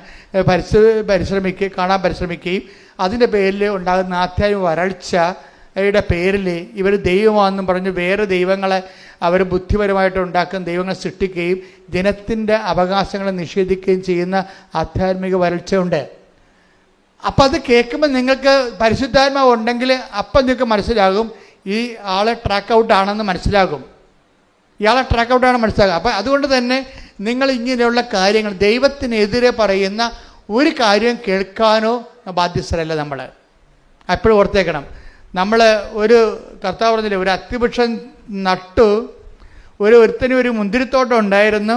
ആ മുന്തിരിത്തോട്ടത്തിൽ കൊണ്ടുവന്നൊരു കാട്ടത്തിവൃക്ഷത്തെ നട്ടുപിടിപ്പിച്ചെന്ന് പറഞ്ഞില്ലേ. അപ്പം കാട്ടത്തിവൃക്ഷത്തിന് എന്തുമാത്രം ഫെൻസിങ്ങാണ് ചെയ്തിരിക്കണത്. അതുപോലെ നമ്മുടെ വിശ്വാസത്തെ സംരക്ഷിക്കാനും വളർത്താനും നമുക്ക് ബാധ്യതയുണ്ട്. വായി നോക്കികളെല്ലാം ടി വി ഇരുന്നുണ്ട് കുരക്കണമെല്ലാം കേട്ടിട്ട് അതാണ് സത്യമെന്ന് പറഞ്ഞ് നടക്കരുത്. നമുക്ക് അങ്ങനെയുള്ളപ്പോൾ തന്നെ സാധനം ഓഫ് ചെയ്ത് കളയണം. എന്താ കാര്യം? നമുക്കൊരു ലക്ഷ്യമുണ്ട്. നിങ്ങൾ നേടിയെടുത്തതിന് മുറുകെ പിടിച്ചുകൊണ്ട് പോകണം. Take the bed of God. ശ്രുതിക്കട്ടെ ഹല്ലേലൂയ. ഫിലിപ്പി 3:16. ഫിലിപ്പി 3:16. എന്നാൽ നേടിയെടുത്തതിനെ മുറുകെ പിടിച്ചുകൊണ്ട് തന്നെ ആവണം നമ്മുടെ പ്രവർത്തനം. ഇത് ഒരു ബാധ്യതയാണ് ആധ്യാത്മികമായ. നമ്മൾ ഓരോ ഉടമ്പടി പുതുക്കി കഴിയുമ്പോഴും നേടിയെടുത്തതിനെ മുറുകെ പിടിച്ചെന്ന് ഉറപ്പ് വരുത്തണം നമ്മൾ. അല്ലാതെ എന്തെങ്കിലും ഒരു പരീക്ഷയ്ക്ക് ഒരു വിഷയം തോറ്റെന്ന് പറഞ്ഞാൽ ആ തോറ്റ വിഷയത്തെ ഓർത്തുകൊണ്ട് നമ്മൾ ക്രിസ്തുവിനെ അവലംബം വെക്കാനും വിശ്വാസത്തെ വർദ്ധിക്കാനും കൂടുതൽ പുണ്യങ്ങളിൽ പുരോഗമിക്കാനും കൂടുതൽ സുവിശേഷ സാക്ഷിയാക്കാനും അങ്ങനെ ആ വിഷയം തന്നെ എടുത്തുകൊണ്ട് ക്രിസ്തു വളരാൻ വേണ്ടിയാണ് നമ്മൾ ശ്രമിക്കേണ്ടത്. അല്ലാത്ത ആൾക്കാർ എടുത്തിരിക്കുന്ന ഉടമ്പടിയല്ല, ഉടായ്പാണ്. എന്താ കാര്യം? അവിടെ കാര്യം കാണാൻ വേണ്ടി അതോ പരിപാടിയൊക്കെ എന്തൊക്കെ എഴുതിയിട്ടിട്ട് ഇവർ വീട്ടിൽ പോയി കുത്തിയിരിക്കുകയാണ്. ദൈവം ഉദ്ദേശിക്കുന്നത് എന്താണ്? നിൻ്റെ ഓരോ വിഷയത്തിലൂടെയും ദൈവത്തെ നീയും തമ്മിലുള്ള ബന്ധത്തെ വർദ്ധിപ്പിച്ചെടുക്കുക. ദൈവത്തിൻ്റെ ഉദ്ദേശം അതാണ്. നമ്മുടെ ഉദ്ദേശം നമ്മൾ എഴുതിയിട്ടിരിക്കുന്ന കാര്യങ്ങൾ നടക്കുക മാത്രമാണ്. ദൈവത്തിൻ്റെ ഉദ്ദേശം അത് മാത്രമല്ല. എന്താണ്? നമ്മളെ ദൈവത്തിൽ കൂടി വളർത്തുകയും നിത്യതയിൽ കൃപയിൽ സമർത്ഥമാണ്. ഞാൻ വന്നിരിക്കുന്നത് take the bed of God. Yohannan 10:10. ഞാൻ വന്നിരിക്കുന്നത് അവർക്ക് ജീവൻ ഉണ്ടാകാനും അത് സമൃദ്ധമായി ഉണ്ടാകാനുമാണ്. അപ്പൊ ഈ കിട്ടിയതല്ല, അത് സമർത്ഥമാകാൻ വേണ്ടിയുള്ള പരീക്ഷണങ്ങള് ദൈവത്തിന്റെ ഭാഗത്തുനിന്ന് എപ്പോഴും ഉണ്ടായിക്കൊണ്ടിരിക്കും. അതുകൊണ്ട് എപ്പോഴും നമ്മുടെ ജീവിതം സ്വച്ഛമായ ഒരു നീർച്ചാല് പോലെ എപ്പോഴും ഉണ്ടാകണം നിർബന്ധമില്ല. ചിലപ്പോഴും ഉണ്ടാകും. പക്ഷെ എന്നാലും ആ ഒരു വിഷയം കഴിയുമ്പോൾ അടുത്തൊരു വിഷയം ഡിസ്റ്റർബൻസ് ആയിട്ട് വരും.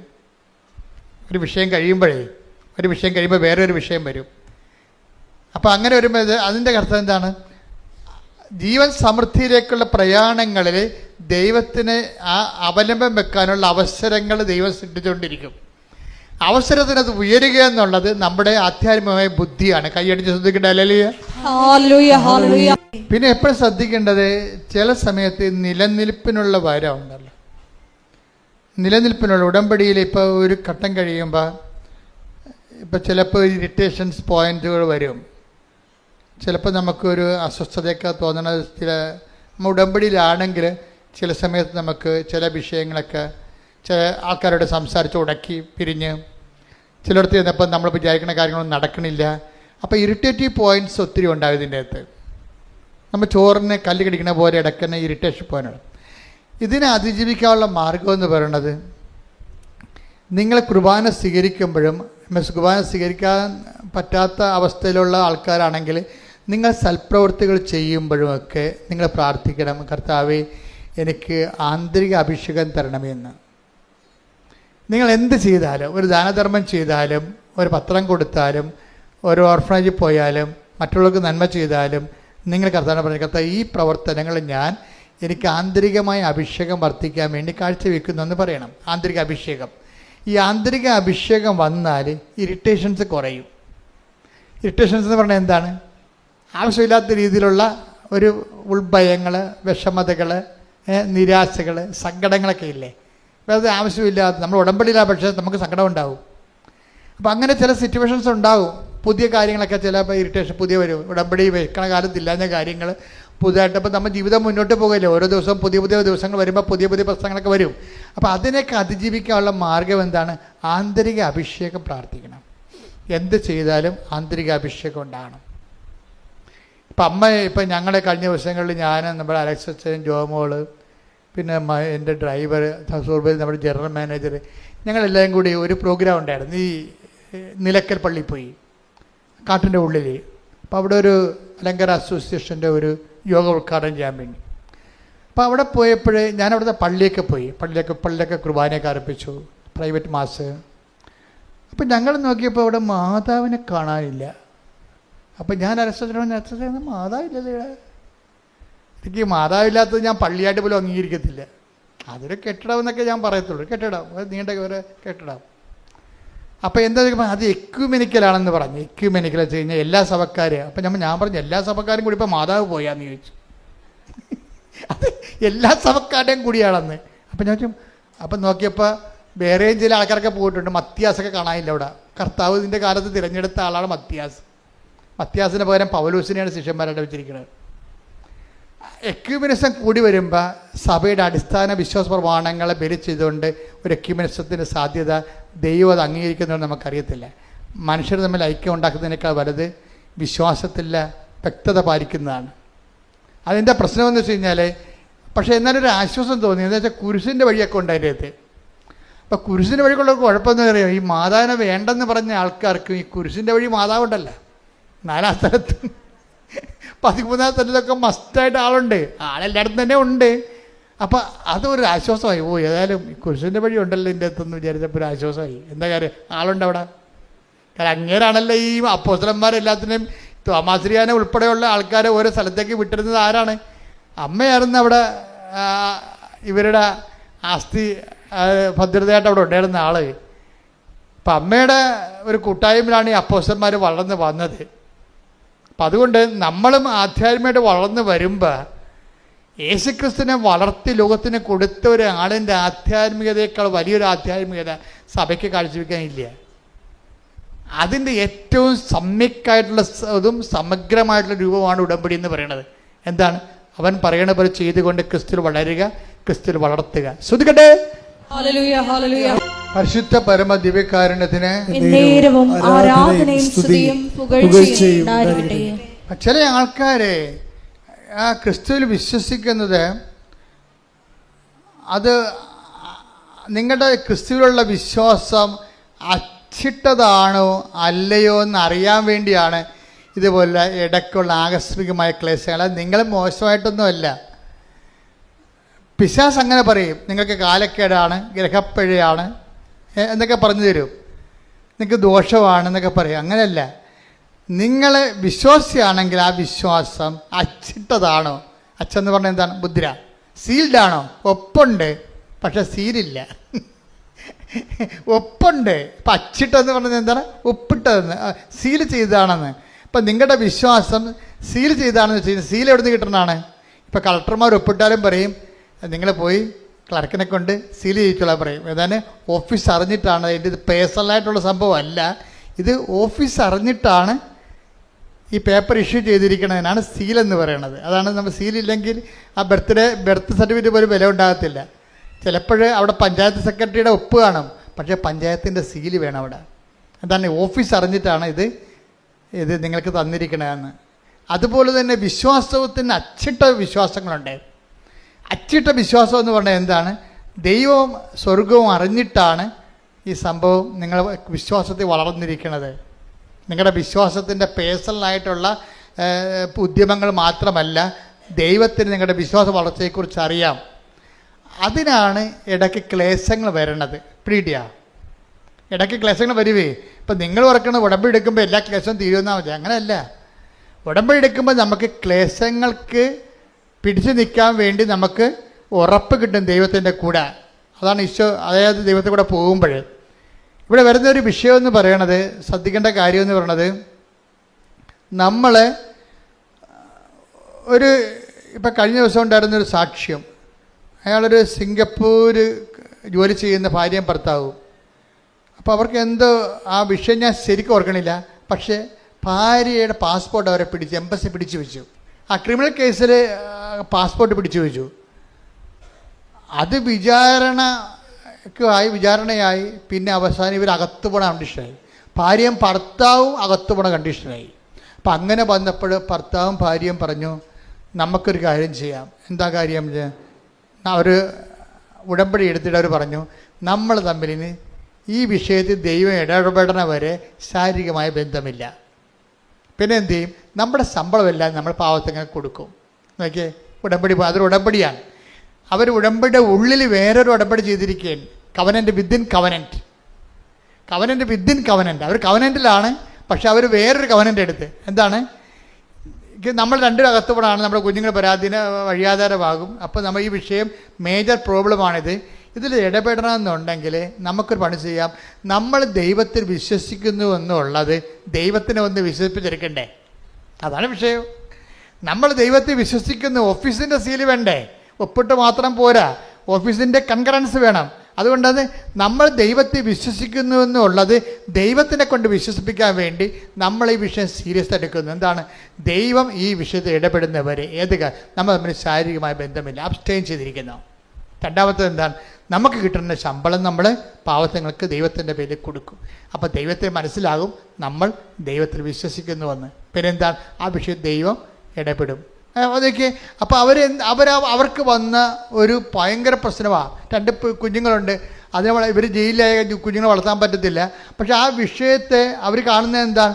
ഞങ്ങൾ ഇത്രയും കുഞ്ഞുനാൾ മുതൽ പ്രാർത്ഥിച്ചു, കുഞ്ഞുനാൾ മുതൽ ദൈവമെന്ന് വിളിച്ചു, പെരുന്നാൾ നടത്തി, എല്ലാ കാര്യവും കുടുംബ പ്രാർത്ഥന മുടക്കാൻ പോയിട്ട് ഞങ്ങൾക്ക് ഇങ്ങനെ സംഭവിച്ചില്ല എന്നല്ല അവർ പറയണത്. അവർ പറഞ്ഞത് എന്താണ്? നമ്മൾ ഇത്രയും വൃത്തിയും മെനയായിട്ട് ജീവിച്ചിട്ട് പോലും നമുക്ക് ഇഷ്യൂ ഉണ്ട്. അതിൻ്റെ അർത്ഥം എന്താണ്?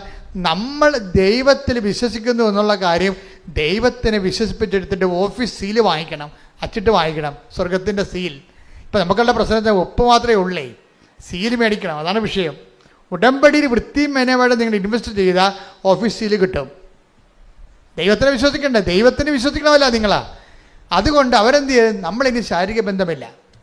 ആ സാക്ഷി നിങ്ങൾ കേൾക്കണം കേട്ടോ, അപ്പീൽ ചെയ്തിട്ടുണ്ടേ. പിന്നെ എന്താണ്? നമ്മുടെ സ്വത്ത് നമ്മൾ പാവത്തിന് കൊടുക്കും, ആവശ്യക്കാരന് കൊടുക്കും. അപ്പോൾ ഇത്രയും വലിയ ത്യാഗം ചെയ്യുമ്പോൾ ദൈവത്തിന് മനസ്സിലാകും നമ്മുടെ വിശ്വാസം എന്നുള്ളത് സത്യസന്ധമാണ്, വെള്ളം ചേർക്കാത്തതാണെന്ന്.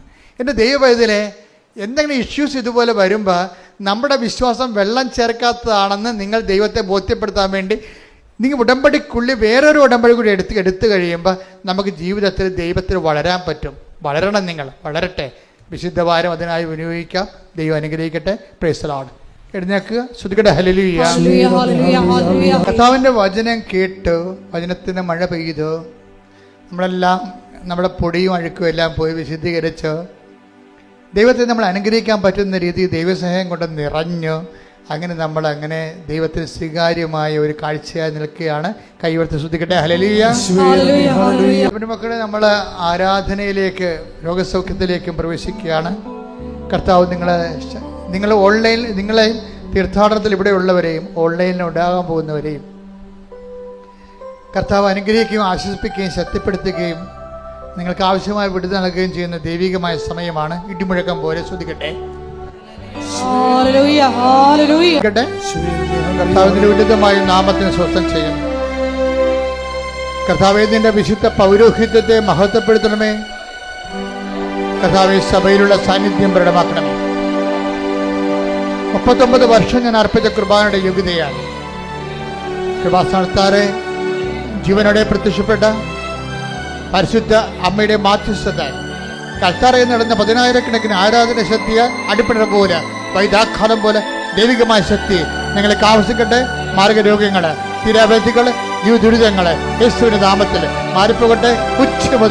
മുച്ചു മുതൽ ഉള്ളംകാല് വരെ ഈശോ എല്ലാ കോശങ്ങളിലും, എല്ലാ പേശികളിലും, അസ്ഥികളിലും, ഞരമ്പുകളിലും, എല്ലാ ആന്തരിക അവയവങ്ങളിലും കർത്താവിന്റെ വിശുദ്ധമായ രക്തം വരട്ടെ. കരരോഗങ്ങള്, കരരോഗങ്ങള്, കുഷ്ഠരോഗങ്ങള്, അതുപോലെ പ്രഷർ രോഗങ്ങള്, ഷുഗർ രോഗങ്ങള് യേശു ക്രിസ്തുവിന്റെ ഉന്നതമായ നാമത്തിൽ മാറിപ്പോട്ടെ. ഈശോ അങ്ങനെ വിശുദ്ധമായ രക്തത്താൽ തിരുവിഴാവിൽ നിന്നൊഴുകുന്ന വിശുദ്ധമായ രക്തത്താൽ അതിന്റെ മക്കളെ കഴുകണമേ എന്ന് പ്രാർത്ഥിക്കുന്ന കുഞ്ഞുങ്ങളെ, പൊടിക്കുഞ്ഞുങ്ങളെ, ഗർഭിണികളെ, ഗർഭത്തെ ശിശുക്കളെ കർത്താവിലെത്താൻ നിറയട്ടെ. മാർഗരോഗങ്ങള്, തീരാവേദികള്, ജീവദുരിതങ്ങള് യേശുവിന്റെ നാമത്തിൽ മാറിപ്പോകട്ടെ.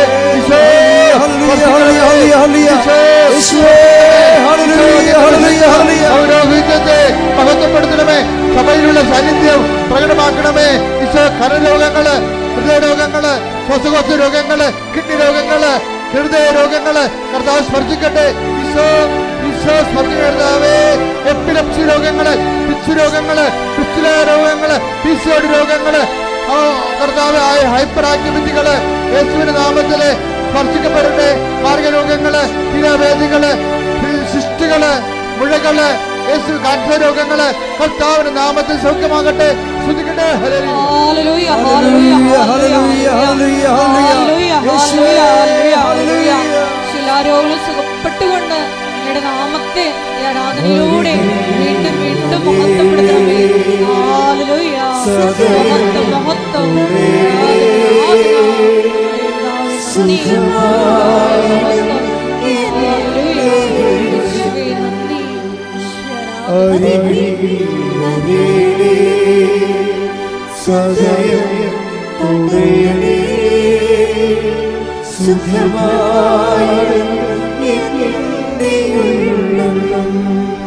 എന്റെ മക്കളെ, ജോലിയില്ലാത്തവര്, ഇപ്പൊ ചെയ്തോണ്ടിരിക്കുന്ന ജോലി നഷ്ടപ്പെട്ടവര്, നഷ്ടപ്പെടാൻ പോകുന്നവര്, സർവോപരി പരീക്ഷയുടെ റിസൾട്ട് പ്രതീക്ഷിക്കുന്നവരെ, പരീക്ഷയുടെ റിസൾട്ട് സങ്കടത്തോടെയും ഉത്കണ്ഠയോടെയും പ്രതീക്ഷിക്കുന്ന കുഞ്ഞുങ്ങള്, പഴയ കുഞ്ഞുങ്ങൾ ഇന്നത്തെ കുഞ്ഞുങ്ങളും തമ്മിൽ ഒത്തിരി വ്യത്യാസമുണ്ട്. ചില ബുദ്ധിയും ബോധമില്ലാത്ത പിശാചുക്കള് ഞാൻ തോറ്റാൽ ആത്മഹത്യ വരെ ചെയ്യുന്ന വീട്ടിൽ പറഞ്ഞിട്ടുണ്ട്. ഒരു ബോധമില്ലാത്ത കുഞ്ഞുങ്ങൾ. നിങ്ങൾ ഓർക്കുക, ഏതെങ്കിലും ഒരു വിഷയമോ ഏതെങ്കിലും ഒരു തോൽവിയോ, ദൈവം നഷ്ടപ്പെട്ടാൽ മാത്രമേ നമ്മൾ തോക്കത്തുള്ളൂ. വേറെ എന്ത് ലോകത്തിലുള്ള പല കാര്യങ്ങളും നഷ്ടപ്പെടാനുള്ളതാണ്. നേടിയതെല്ലാം നഷ്ടപ്പെടുക തന്നെ ചെയ്യും. അപ്പം അതിൻ്റെ അകത്ത് അത് വെച്ചുകൊണ്ട് നിങ്ങളുടെ ജീവിതത്തെ നിങ്ങൾ അളക്കരുത്, ദൈവത്തെയും അളക്കരുത്. മറിച്ച് കർത്താവേ, പരീക്ഷയ്ക്ക് എല്ലാ കുഞ്ഞുങ്ങളെയും സംബന്ധിച്ച് പ്രാർത്ഥിക്കുന്നു. പരീക്ഷ ഇപ്പോഴും തീരാത്തവരുണ്ട്, അതേസമയം റിസൾട്ട് പ്രതീക്ഷിക്കുന്നവരുണ്ട്. യോഗ്യതാ പരീക്ഷകൾ, മത്സര പരീക്ഷകൾ, യൂണിവേഴ്സിറ്റി പരീക്ഷകൾ, സ്കൂൾ പരീക്ഷകൾ, അതിൻ്റെ റിസൾട്ട് പ്രതീക്ഷിക്കുന്നവരെ എല്ലാം സംബന്ധിച്ച് പ്രാർത്ഥിക്കുന്ന കർത്താവേ, അവിടെ മനസ്സിൻ്റെ ആശങ്കകളെ നീ ഏറ്റെടുക്കണമേ. അവിടെ മാതാപിതാക്കന്മാരുടെ ആശങ്കകള്, കുഞ്ഞുങ്ങളെക്കുറിച്ചുള്ള ആശങ്കകള് നീ ഏറ്റെടുക്കണമെന്ന് പ്രാർത്ഥിക്കുന്നു. എൻ്റെ കർത്താവിൻ്റെ ഉന്നതമായ നാമത്തിൽ എല്ലാ തരം തടസ്സങ്ങളും, ഈ പരീക്ഷ സംബന്ധമായ എല്ലാ ഭയങ്ങളും, ആശങ്കകളും, ഉത്കണ്ഠകളും യേശുവിന്റെ നാമത്തിൽ ബന്ധിക്കുന്നു. ശ്രദ്ധിക്കട്ടെ.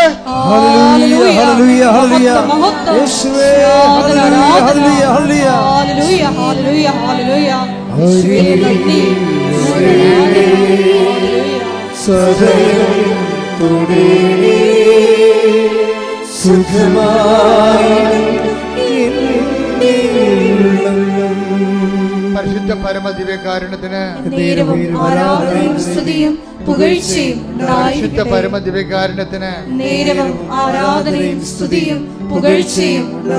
എൻ്റെ മക്കളെ, ഭവനമില്ലാത്തവര്, ഭവനത്തിന് വേണ്ടി അപേക്ഷ വെച്ചിട്ടുള്ളവര്, സർക്കാരിലും അല്ലാതെയും, വഴിയില്ലാത്തവര്,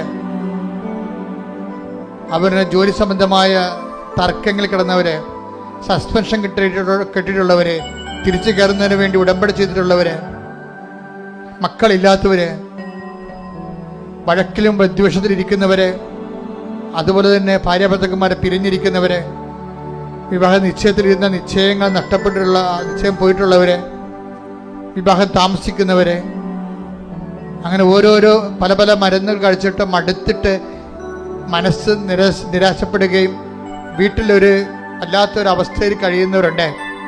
അവരെല്ലാം ഈ ആരാധനയെ പരിശുദ്ധമ്മക്ക് ജീവനോടെ പ്രത്യക്ഷപ്പെട്ട പരിശുദ്ധമ്മയുടെ മാധ്യസ്ഥത്തിൽ ഈ നിമിഷത്തേക്ക് ഈ ധ്യാനം കേൾക്കുന്ന നിമിഷങ്ങൾ അവർക്ക് ദൈവത്തിൻ്റെ കൃപയുണ്ടാകാനും അമ്മ മാതാവിൻ്റെ മുല്ലപ്പൂ സുഗന്ധമോ വീശാനും അമ്മയുടെ മഴവില് കാണുവാനും, അങ്ങനെ ദൈവം നമ്മുടെ കൂടെ ഉണ്ടെന്നുള്ള ബോധ്യം, അങ്ങനെ ഒരു ആർക്കെങ്കിലും ആശങ്കകളോ ദൈവം കൂടെ ഉണ്ട് ഇല്ലയെന്ന് ഓർത്ത് വിഷമിക്കുന്ന ആൾക്കാർക്കെല്ലാം കൃത്യമായ അടയാളം ലഭിച്ചുകൊണ്ട് മാതാവിൻ്റെ പ്രത്യക്ഷ സ്ഥിരീകരണം അവിടെ ജീവിതം സംഭവിക്കാൻ വേണ്ടി യേശു ക്രിസ്തുവിൻ്റെ ഉന്നതമായ നാമത്തിൽ നിന്റെ ആദികള്, വേദികള്, നിന്റെ ഭാരങ്ങള്, നിന്റെ ആശങ്കകള് യേശുവിന്റെ നാമത്തിൽ മാറിപ്പോകട്ടെ. ശ്രുതികട്ടെ. യേശുവേ നന്ദി. ഹല്ലേലൂയ, ഹല്ലേലൂയ. ആരാധന ഹല്ലേലൂയ ഹല്ലേലൂയ ഹല്ലേലൂയ ഈശോ ആരാധന ഹല്ലേലൂയ. ബിസിനസ് സംബന്ധമായ ആൾക്കാരെ, ഒരു ബിസിനസ് കണ്ടെത്താൻ വിഷമിക്കുന്നവരെ, ചെയ്തുകൊണ്ടിരിക്കുന്ന ബിസിനസ്സിൽ വല്ല വരുമാനമില്ലാത്തവരെ, ചെയ്തുകൊണ്ടിരിക്കുന്ന ബിസിനസ്സിൽ കസ്റ്റമേഴ്സ് ഇല്ലാത്തവരെ, അതുപോലെ കടം പോയവര്, കടം കൊടുത്തവര്, ഏജന്റിന് പൈസ കൊടുത്തവര്, തിരിച്ചു കിട്ടാൻ മാർഗമില്ലാത്തവര്, വാടക താമസിക്കുന്നവർ, ഒറ്റയ്ക്കും പാട്ടത്തിനും താമസിക്കുന്നവര്, ഭവന നിർമ്മാണം തന്നെ ആശങ്കയിലായിരിക്കുന്നവര്, അങ്ങനെ ഓരോ മേഖലകളിലെ വിഷമം അനുഭവിക്കുന്ന ഒരു ഇടിമുഴക്കം പോലെ കർത്താവിന്റെ നാമം സ്തുതിക്കട്ടെ. മാതാവ് നിങ്ങളുടെ ജീവിതത്തിൽ ഇടപെടുന്ന സമയമാണ്. സ്തുതിക്കട്ടെ. ഹല്ലേലൂയ. ഹല്ലേലൂയ ഹല്ലേലൂയ യേശുവേ നന്ദി. ഹല്ലേലൂയ, ഹല്ലേലൂയ. പരിശുദ്ധ പരമദിവ്യകാരുണ്യത്തിന് നേരവും ആരാധനയും സ്തുതിയും പുകഴ്ചയും ഉണ്ടായിരിക്കട്ടെ. സംഭാവനാശീർവാദം. ഒരിക്കൽ കൂടി മരിയൻ ഉടമ്പടിയിൽ സമർപ്പിച്ചിരിക്കുന്ന എല്ലാ വിഷയങ്ങളും ദൈവമാതാവിൻ്റെ മധ്യസ്ഥയിൽ ദിവ്യകാരുണ്യ സന്നിധിയിൽ സമർപ്പിച്ച് നമുക്കൊരു നിമിഷം പ്രാർത്ഥിക്കാം. നമ്മുടെ ജീവിതത്തിലെ കുറവുകളും സഹനങ്ങളും എല്ലാം ക്രിസ്തുവാകുന്ന പ്രകാശത്തെ ലോകത്തിന് കൊടുക്കുവാനുള്ള മരിയൻ ഇടപെടലിൻ്റെ വലിയ സമയമാണെന്ന് ഇന്നത്തെ ഉടമ്പടി ആരാധനയിലൂടെ വെളിപ്പെട്ട് കിട്ടുകയായിരുന്നു. ഈശോയെ, ഞങ്ങളുടെ ജീവിതത്തെ കുറവുകളിലെല്ലാം പരിശുദ്ധ അമ്മ വഴി നേരിട്ട് ഇടപെടലുണ്ടായി എത്രയും വേഗം ഞങ്ങളെയും പരിശുദ്ധ അമ്മയുടെ പ്രത്യക്ഷീകരണത്തിൻ്റെ സാക്ഷികളാക്കി ഉയർത്തണമേ എന്ന് പ്രാർത്ഥിച്ചുകൊണ്ട് ശിരസ് നമിച്ച് നമുക്ക് ദിവ്യകാരുണ്യനാഥൻ്റെ ആശീർവാദം സ്വീകരിക്കാം.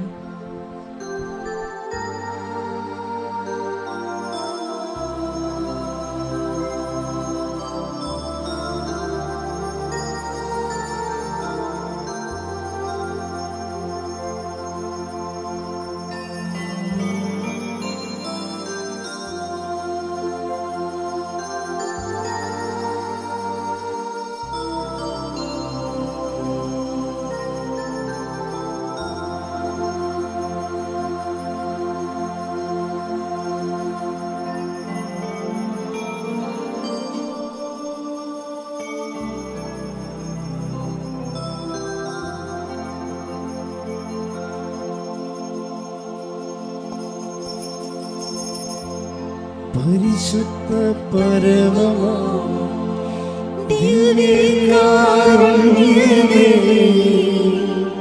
എന്നുമെന്നും അങ്ങേയ്ക്ക് ആരാധന.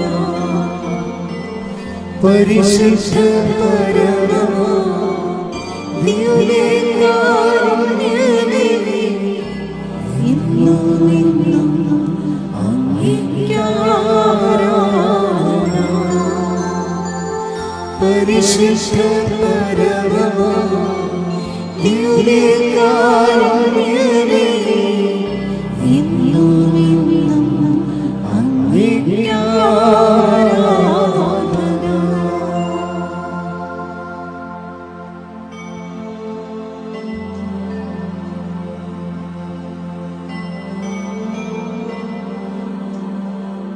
ആവേ